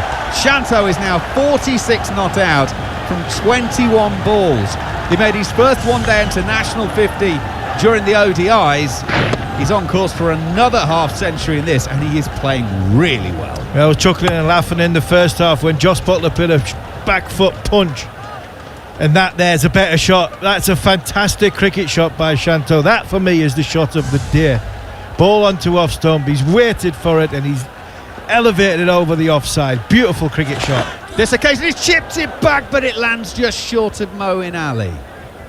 2 bounces to get back to him. Shanto just not able to quite play that with soft enough hands. He was pushing it to the leg side and was in danger of getting the leading edge. Moeen Ali comes in, bowls shorter and wider. Shanto slaps it out to Phil Salt, the cover fielder. And there's 1 ball left of the 10th over. No, that is it. That is the 10th over. My apologies. 98 for 2. Then Bangladesh, to give you a context, England after 10 were 80 for 1. So Bangladesh are well ahead of England at this stage, but England had a massive collapse later on in their innings. So the requirement, 59 from 60 balls to Bangladesh to win this game. I'm sure the win predictor has probably got them as very strong favourites from that. The win predictor expert on the TalkSport 2 commentary team is John Norman, and he's coming in to pick up the ball by ball. Well, the win predictor doubter is Abhishek Jhunjhunwala. He's alongside me. I'll give you a guess. What percentage do you think? Yeah, I wasn't happy that they said 70. Yeah. I was expecting them to say 90 at that point, John. What do you reckon it is now? I think they were sure 100%. 100? 95%. Yeah. 59 needed from 60. What a little knock this has been from Najmul Hussain Shanto. 47 from 23. Given out leg before wicket when he hadn't scored. Overturned that after the third up. Cameras picked up a little edge on both bat and glove. 2 edges actually on the way before the ball hit the pads. And what a difference it's made. 47 from 23. What a knock. 6 fours in a row between himself and Tawid Ridoy, who's 17 from 13. And they've really turned this game on its head. 44 for 2 when I made way from commentary duties. 98 for 2, 5 overs later. Myself, John Norman, alongside Abhishek Jhunjhunwala. If you're listening to us on TalkSport 2, we've got some more live international cricket tomorrow. Usman Khawaja with a century in Ahmedabad against India. So Australia taking day 1 for sure. 255 for 4. A proper day's test cricket for the first time in the series. Long overdue as well. And you think India might be in a little bit of trouble there? I think they must be, yeah, because if they get 350, close to 400, I mean, it's going to be a tough game for India. They've got to bat the last on this pitch as well, so we can assume that this game is definitely going to last till the 4th day. Not sure about the 5th yet, but yeah, it all depends how India is going to bat. And if they get rolled over for 200, 250, they are in serious trouble here. We can find out exactly what happens. TalkSport 2 joining forces with SEN out of Melbourne, Australia, for live and exclusive coverage from 3:30 tomorrow morning. But Jos Buttler has turned to Adil Rashid, who's taken 1 wicket. Thought he'd had the wicket of Shanto as well. Shanto facing up as Rashid is in, and a leg break from Adil Rashid was played off the back foot to long on for a single. Shanto moves to 48. He's played more test cricket than he has T20s. Has Najmul Hussain Shanto, a couple of test centuries in there as well. But indications from this innings that he's deserving of a good run within this side. Tawid Ridoy, the 22-year-old, facing up now, and he comes forward. Defensively play, but alert to the possibility of a single to mid-on if Adil Rashid hadn't fielded from his own bowling, but Rashid was quick to get across. A little bit of pressure now on England, possibly for the first time today. 157 the target. Jos Buttler top scored. As Rashid is in, this is floated up and down on one knee is Ridoy. Well, I wonder if you picked up the sound of the ball on bat. What a clean connection that was. Smashed over deep mid-wicket for 6. Ridoy moves to 23. The 100 up for Bangladesh in the 11th over. 105 for 2. Just magnificent. Just picked the length, and what a clean strike that was. It was tossed up to him. He was inviting him for the big shot, and he didn't disappoint. That was a great connection with the ball, and that would take a lot of pressure off. 84 meter long, and pressure back on Rashid. Terrific, terrific shot. What a little statement as Rooney dances down the track this time, full of confidence. He actually possibly should have stayed where he was. It would have been helped down the leg side. As it was, that's a single. He moves to 24, Ridoy. Shanto, 48. What a little partnership this is. That win probability up to 97%, Abhishek. It's soon going to be... I don't know if they ever go to 100%. No, it can't be, can it? Can it? We'll find out. As that Shanto pushes this to point. Googly from Rashid. Slow turn though, and comfortably dealt with, a little bit too short. 106 for 2 Bangladesh, chasing 157. They have got bags of time to catch to chase that down as well. Tossed up again and forward, defensively played by Shanto. Comes through for a single. 107 for 2 now Bangladesh. You can sense that they both want to win this game for the side. There's a lot of desperation every time they're getting a single, they're trying to get a 2, they're running hard. There's great intent, and as you said, the body language. The moment the batters, they have a lot of confidence when they're playing a good knock, it just shows in their body language. Body language have been exceptional, and both these young cricketers are doing an exceptional job as well. Good partnership here. 50 required of 54. They should do it easy, John. Well, they should do, shouldn't they? If it was a league or a league format, you'd say that they had an eye on strike rate. They wanted to, no, not strike rate, net run rate. Get this done quickly, boost their net run rate. But of course, it's a 3-match series between these two sides. Second match on Sunday. Coverage getting underway at 8:30. As Moeen Ali is on the bowl. His second delivery, almost like a round arm delivery from Ali, clipped away for a single, and 50 up for Shanto. His teammates are on their feet. The crowd too. Great crowd inside this stadium. It was sparse at the start of play. Not so now. And what a knock from Najmul Hussain. Shanto. That'll give him a lot of confidence, and what a knock it has been. 8 boundaries, no sixes, plays some exquisite shots in this little knock. Over the wicket is Ali, and Hridoy's innings are maybe about to come to an end. It is. Tries to smash this to mid-wicket. Sam Curran comes in off the boundary, takes the catch comfortably two-handed, and Hridoy's 17 ball knock has got to come to an end. He's dismissed for 24. Bangladesh lose their third, 108 for 3. That's just inexperience and immaturity, really. He didn't need to do that, just was very happy to do 1s and 2s. You would get an opportunity to hit the boundaries. There's no reason to lose a wicket and bring England back into this game. With Hridoy, though he played a decent knock of 24 of 17 deliveries, he should be very disappointed with that shot. And now, again, England getting an opportunity. In comes the captain, Shakibul Hasan, with all the experience in the world. But still, every time you lose a wicket, it gets a bit harder. Yeah, just one thing I wanted to add. Obviously, Shakib's coming in, and there's no problems here with him coming in for Bangladesh. But remember that their tail starts at number 8. So Mustafiz is coming in at number 8. They've had Mahedi Hassan, who, can at least hold the bat. This is a very shallow batting lineup. And so far, they're a long way towards winning this, so it may not be a problem. But they lost 2 wickets in a row before. If they lose 2 wickets in a row here, they will start to get a little bit more nervous, just because they don't have much to come. Absolutely, and that's what makes you a bit more frustrated, that there was no reason for him to play that shot. They were going so nicely. You need under a run a ball. Just take it deep. Take it when you need 15, 20, then you try and play a few shots and finish it early, that's fine. But when you need 49 or 52, there is no reason for him to play that shot. Ali has kept very low. Delivery from Ali, which Shakib does as well to get his bat on. It was travelling down the leg side, so no danger really. But one more run added to the score here on TalkSport 2. Interview with Moeen Ali available on the following on podcast. Definitely worth a listen. Talks about his plans within the white ball setup over the next 12 months or so, as Shanto comes forward, pushes this out into the offside, and takes 2 or 3 steps down the track before being sent back by his captain, Shakib Al Hasan, who let Moeen Ali off with a run out earlier today and dropped Jos Buttler badly when on 19. That may not be such a seismic moment in the game as it could otherwise have been. It's dragged down slightly from Ali. Shanto back and across, pulls this towards mid-wicket and comes through for another single.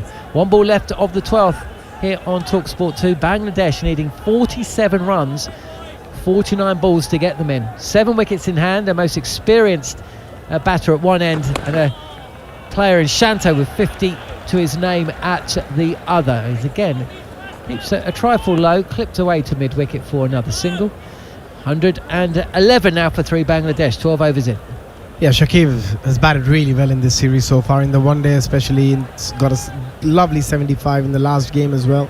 So he's got all the experience. He's played enough cricket to know exactly what sort of an innings is required of him to see his team through.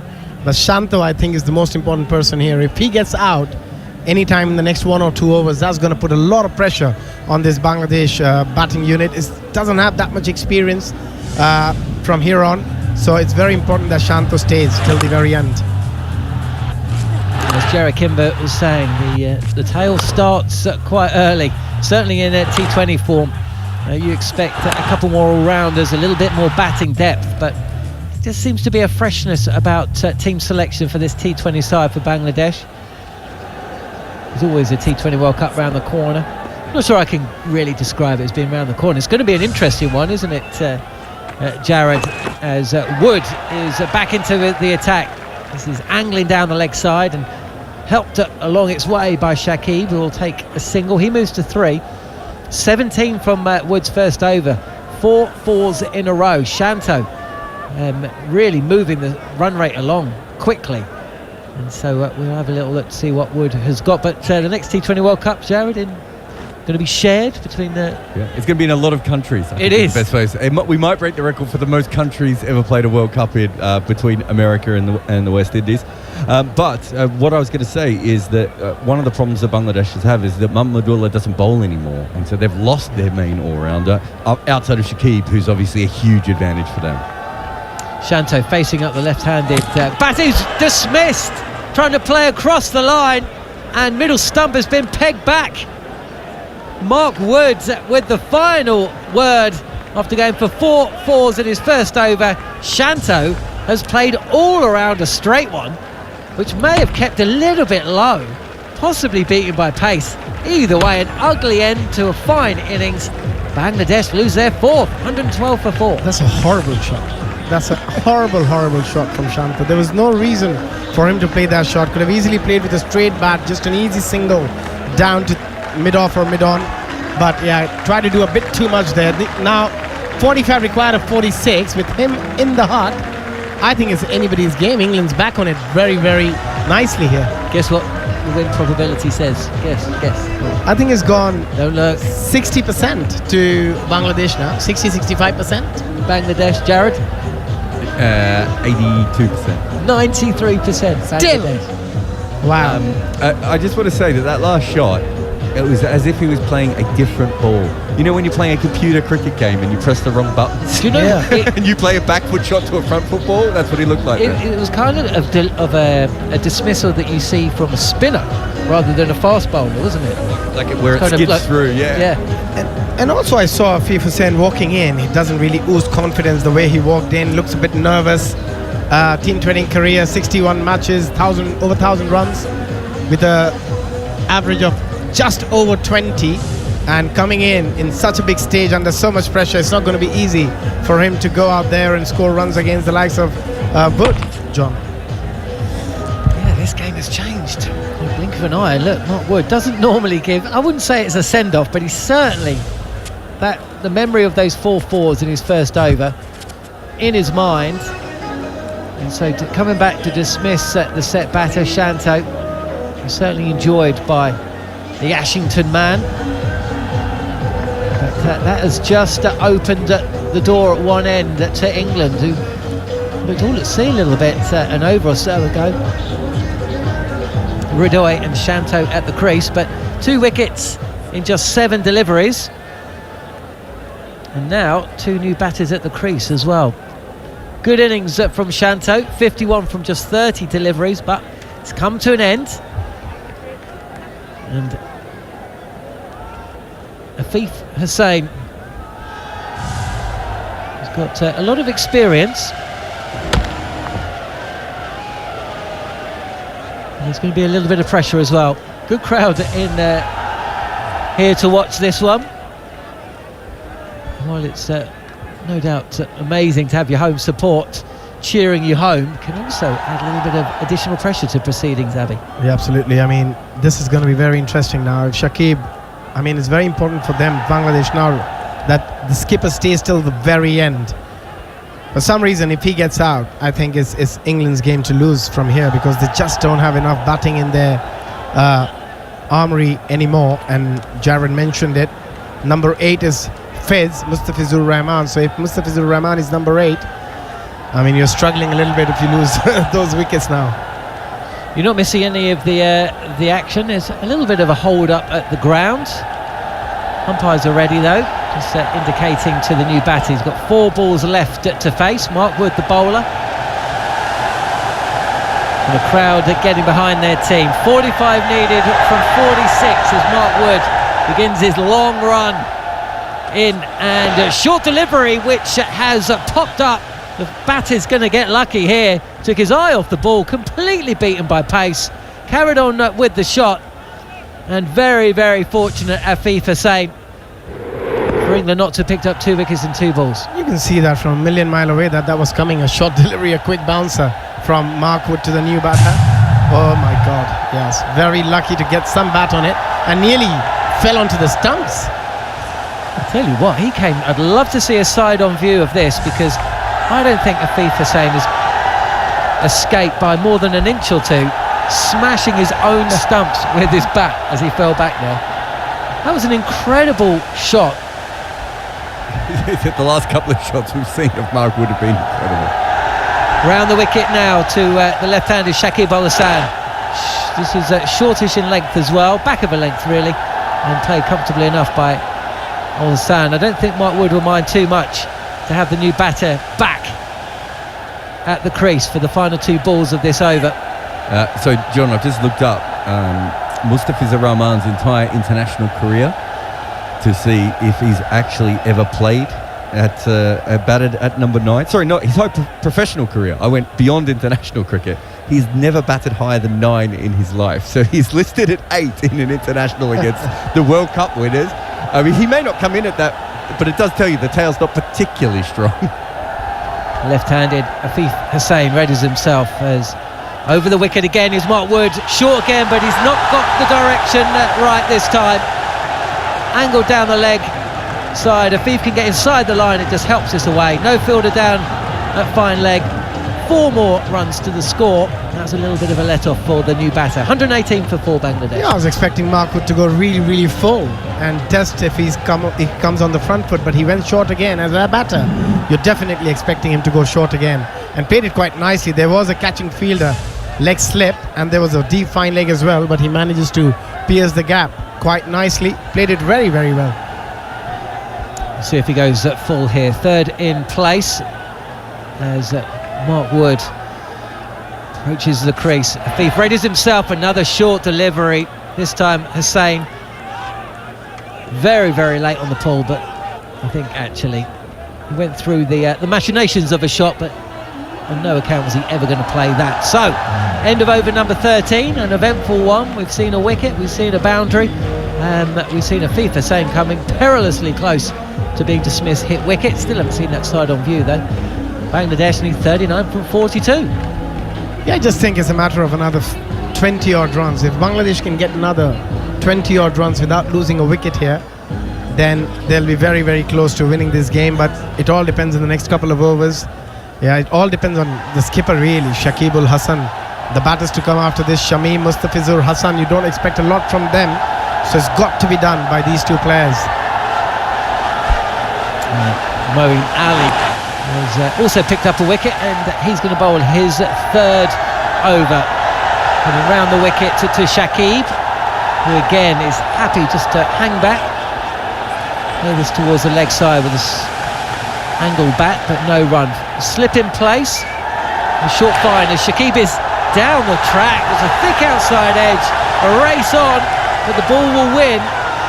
Adil Rashid at backward point can't haul that in. So further signs of some unease within this Bangladesh side. We move to 122 for 4. Yeah, that's just pressure. That's just a pressure shot from Shakib. Going, try to play against the spin, wanted to play towards that mid-wicket. Very fortunate, getting a thick outside edge and running it down to the 3rd man boundary. But that'll ease the pressure off as well. Now they only require 35 or 40. Flex to the knees from Shakib, who again is down the track, but plays defensively. Has a little look at his batting partner, who is going nowhere. Absolutely no run there. He essentially hit the ball straight back to Moeen Ali. I'm not sure what he's expecting to hear from his strike partner there. I don't know why he's stepping out every delivery. He doesn't need to just see him off, get a single, wait on the back foot, punch it.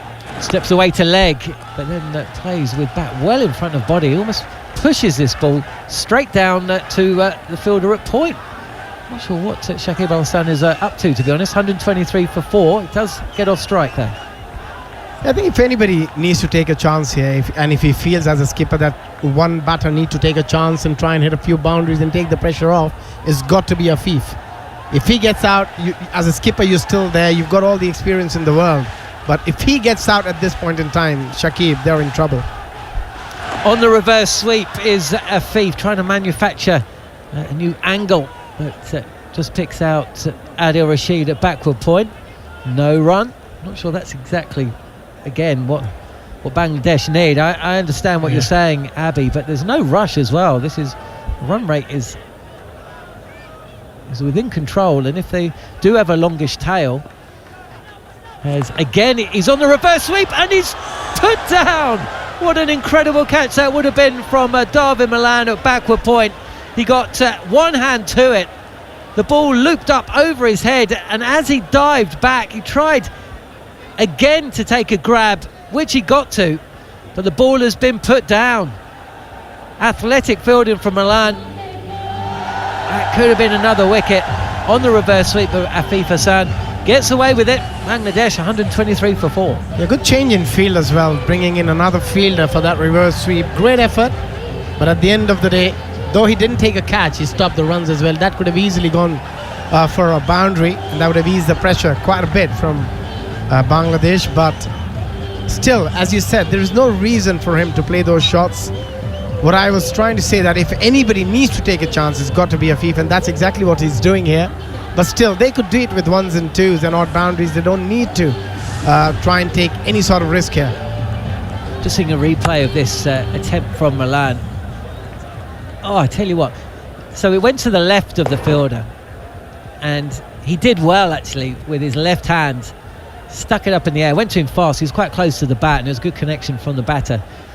But the awareness as he turned around, as he fell to the ground, to essentially try and catch it again with his right hand, didn't pay off on this occasion. But good effort from Milan as Chris Jordan is about to face delivery. His first delivery of the match is a fraction of width.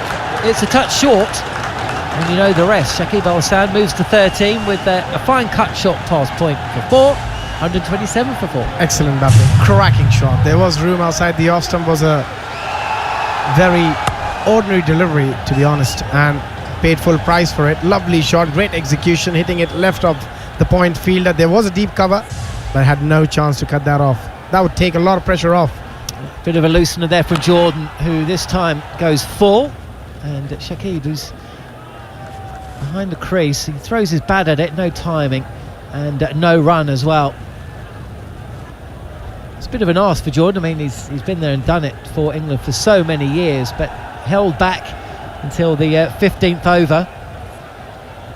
Bangladesh need 30 from 34, and at this stage of proceedings, he just can't afford any loose deliveries. That first ball was loose, but Jordan's got the experience to come back, and this time it's hit straight to Darvin Milan at point from Shakib. No run. Yeah, good comeback. Back-to-back dot deliveries, and that's how you build pressure. You've got to bowl dot deliveries. That brings wickets, and that's exactly what England needs here. They need a wicket or two if they want to win this game, because if they can't get a wicket, it's very unlikely that they will be able to restrict Bangladesh from getting to that total of 157. All smiles in the Bangladeshi camp right now. They're close to a win, but England, as again Shakib gets his bat down on this delivery, which is at that nagging length. Good line, and the ball pushed straight to that fielder at point again. So after that 4 ball first up, just 1 run from the preceding 3 deliveries, or actually no runs from the preceding 3 deliveries. Can Jordan close out the over? 30 needed for Bangladesh to get themselves off to a winning start in this 3-match T20 series against England. 32 balls to get them in as Jordan fires this in on the pads, and Shakib almost looks a little bit surprised, gets back on ball, but and gets off strike as well. But Jordan's fine over continues. 128 for 4, Bangladesh. Very lucky Shakib, got in leading edge, could have straight gone to the bowler for a cotton bowled. Just turned the bat a bit too early on that occasion, try to play it towards the onside, towards the square leg. But Chris Jordan, knowing how good a fielder he is, the ball was just a bit out of his reach.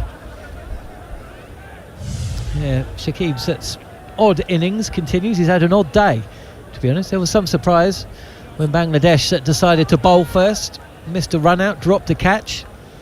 This has been a funny little innings as well from Shakib, but lots of experience, over 100 T20s playing for Bangladesh. Final ball of Jordan's first over. Again, this may be called a wide. Was there a little clip on the pads? Indeed there was. So Jordan gets away with one right at the end of his first over, which has gone for 5. First ball went for 4. Shakib is 14, Afif Hussain is 5 not out. At the 15 over stage, Bangladesh 128 for 4. They need 29 from 30 deliveries. And after a word from Abhishek Jujunwala, it will be Andrew McKenna to talk you through the final stages of this match. Yeah, it's just about a partnership of 10 odd runs. If they can get another 10 runs in the next 10 odd deliveries, I think they'll be very close to winning this game. But from England's point of view, they just need a wicket. They need a wicket of Shakib, and that could change things completely for Bangladesh here, Mecca. Absolutely. 128 for 4, Bangladesh. Moeen Ali to start the new over to Shakib Al Hasan. There's a bit of turn there. He plays it to point, and there's no run. In comparison, after 15, England 126 for 2. So 2 runs further on, 2 wickets less, but we had that England collapse imminent. Shakib Al Hasan, 14 from 14. Moeen Ali around the wicket. Shakib has gone right across. He would have been stone cold LBW if he'd missed it, but he didn't. His hand-eye coordination is good enough. Turns it to square leg and takes a single. 129 for 4. 28 needed from 28. Steve Harmison's coming alongside me. This looks a nip and tucker. It does, yeah. It just looks as though Bangladesh are in total control of this, to be honest. He's run the ball around, experience at the crease. Bit of air on that occasion. Now, did that take Shakib Al Hasan, to Afif on the full? He's gone for the sweep. It's gone away on the leg side. They've taken a run, and England having no interest in reviewing that. So it's 130 for 4. Afif goes to 6. Shakib Al Hasan comes down the pitch to Moeen Ali's Lex delivery, hits him back over his head for 4. Shakib goes to 19, and Bangladesh get 4 runs closer, 134 for 4. Yeah, good use of the feet from Shakib Al Hasan. Seen the balls thrown up above the eye line. Not trying to hit it too hard. He's gone for placement here. Come down towards the ball, not gone sort of to give himself room. He's come down towards the ball to try and elevate it over the top of the back, over the bowler. Moeen Ali harder into the pitch on this occasion, but Shakib uses that extra bounce. Oh my goodness, he uses that extra bounce. He's gone up and over the covers and splits the 2 fielders on the offside sweeping, and it goes all the way for 4. It's 138 for 4 now. Yeah, experience of the batter Shakib Al Hasan. Ball before, he comes down the wicket. This time just feints to come down the wicket, and Moeen Ali sees him coming, so he's dragged it down. Shakib Al Hasan just waited for it, because the ball's slowness of the pitch getting older. It's just sat up and asked to be hit, and literally Shakib Al Hasan could have hit that anywhere he wanted. 19 from 25 is the equation. Moeen Ali is in. Shakib Al Hasan always starts to come and then sends Afif at the non-striker's end back. Sam Curran gets across from extra cover to mid-off and prevents the run being taken. So Moeen Ali has bowled 4 overs, 1 for 27. So he is bowled out. He's the only one of the England bowlers to have bowled out so far. So let me give you the equation in terms of the bowlers. So Sam Curran's bowled 2, Chris Wokes has bowled 2, Jofra Archer has bowled 2, 1 for 18, Adil Rashid's bowled 3, 1 for 25, 1 for 24 from 2 overs from Mark Wood, and Chris Jordan 1 over for 5. Because England have used 7 bowlers, obviously there's going to be a few who don't get near their quota. So where would you turn, Harmy? Well, Jordan's a death bowler, so Jordan bowls till the end from one end, and you've got Jofra Archer. So Jofra Archer's going to bowl 2 of the last 4, and you'd imagine Rashid might bowl one and Jordan will bowl one. And if that's the case, and looking at the sort of makeup of the bowling numbers, I just wonder, are England worried about their batting, not having that extra batter? So Wokes, Jordan had to play. When you look at the side, Wokes, Curran at 6, Wokes at 7, Jordan at 8. Could they have fit in, well, they haven't got another batter, but could they have fit in another spin bowler in Ryan Ahmed? Absolutely. Well, Jofra Archer is going to bowl, and he starts outside of off stump. Afif guides it down to third and takes a single. So Bangladesh need 18 off 23 now, 139 for 4. Just looks as though you look at the England side, you've got 3 bowlers in that middle order who can bat, Curran, Wokes and Jordan. You could get 8 overs at 2 of them at the minute. You've only got 6 out of them, and then you've got Wood and Archer. They're probably your 2 fast men, change-ups. They're going to play. So I just wonder if England have missed the trick here by not picking the young leg spinner over either Wokes or Jordan, because they seem to do a similar type of role, one at the start, one at the end. Archer around the wicket to Shakib Al Hasan. It's a short arm pull. It's gone very, very high out towards the deep square leg boundary, and it lands between Curran and Rashid. And that might sum things up. Shakib, no real control on that one. It went very high, but when it does drop, it drops safe. They take a single, 139 for 4. Yeah, hurried and done for pace. And that's what Shakib Al Hasan's done there. But I don't think Sam Curran's picked this up at all. I think it's literally gone straight up in the air towards Sam Curran, drifted back towards Adil Rashid. And I don't think either of them picked it up in the air. And 17 from 22, the equation. Jofra Archer goes shorter again. This one paddled down to fine leg to where Rashid is. Single taken. 16 from 21, the equation for Bangladesh at 141 for 4 here on TalkSport 2. The game needs a wicket. The match needs a wicket, or either that or Shakib Al Hasan is just going to easily get Bangladesh over the line. Batted absolutely brilliantly as the Bangladeshi captain. He's run the ball round field well. He's hit the big shot when he's needed to. It's an off spinner from Jofra Archer, swung to the leg side by Shakib out to Sam Curran at deep mid wicket. Single taken, 142 for 4, 15 from 20. There are people who are saying, well, he owed them after the display in the field with the drop catch off of Jos Buttler. It was the terrible overthrow as well. So the captain's come through when he needed them. Yeah, he batted well in the third ODI on this surface. Experienced player, 300 ODI wickets.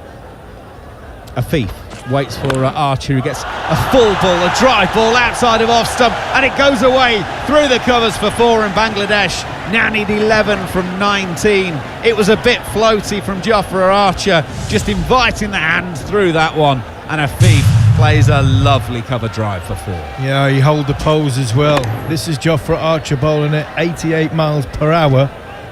That would give Afif the hurry up a little bit earlier. Jofra Archer bowled him a short one, give him a little bit of a hurry up. That is a half volley outside off stump, a left-hander's dream, and boy did he play it well. 11 from 19, the equation. Archer has one more ball left in this over. Around the wicket he goes, it's short. Afif has leant back and from waist high just puts the bat there almost and allows it to run off the blade down to third and takes a single. 10 needed from 18. 147 for 4 Bangladesh from 17 overs. Here on TalkSport 2 to go 1-0 up in the series. Only one T20 in Chattogram. It's then 2 more later in the week in Mirpur on Sunday and Tuesday. Are Bangladesh going to beat, well, the world champions? Their last outing, of course, the World Cup final. And at the moment, they are in pole position to do so. But Jos Buttler is standing in the middle of the pitch, having a conversation with Chris Jordan, discussing exactly who he wants where.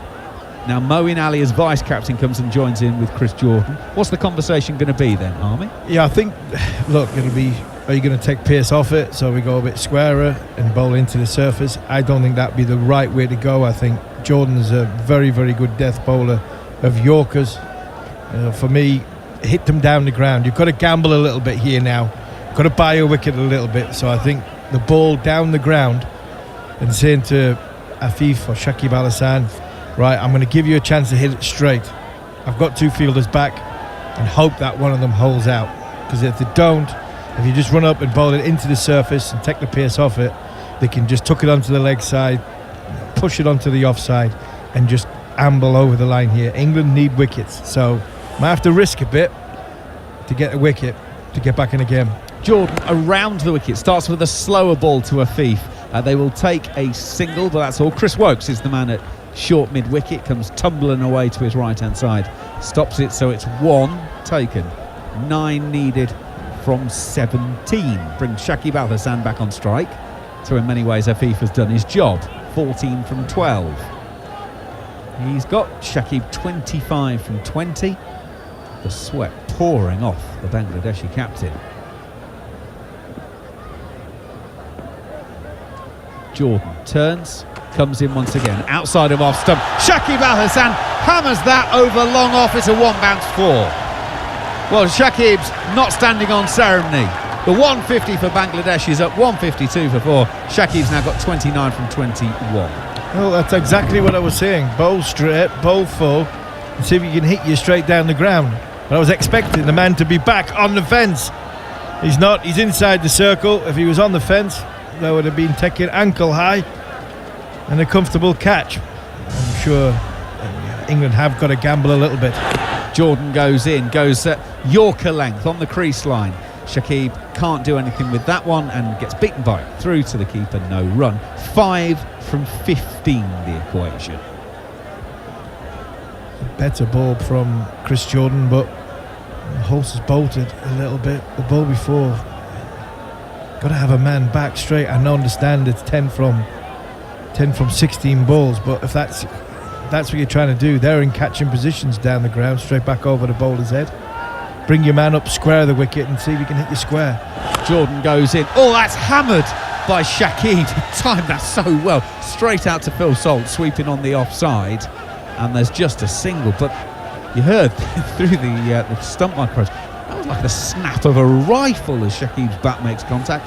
Single taken, 153 for 4. So 4 more to win this opening T20 international.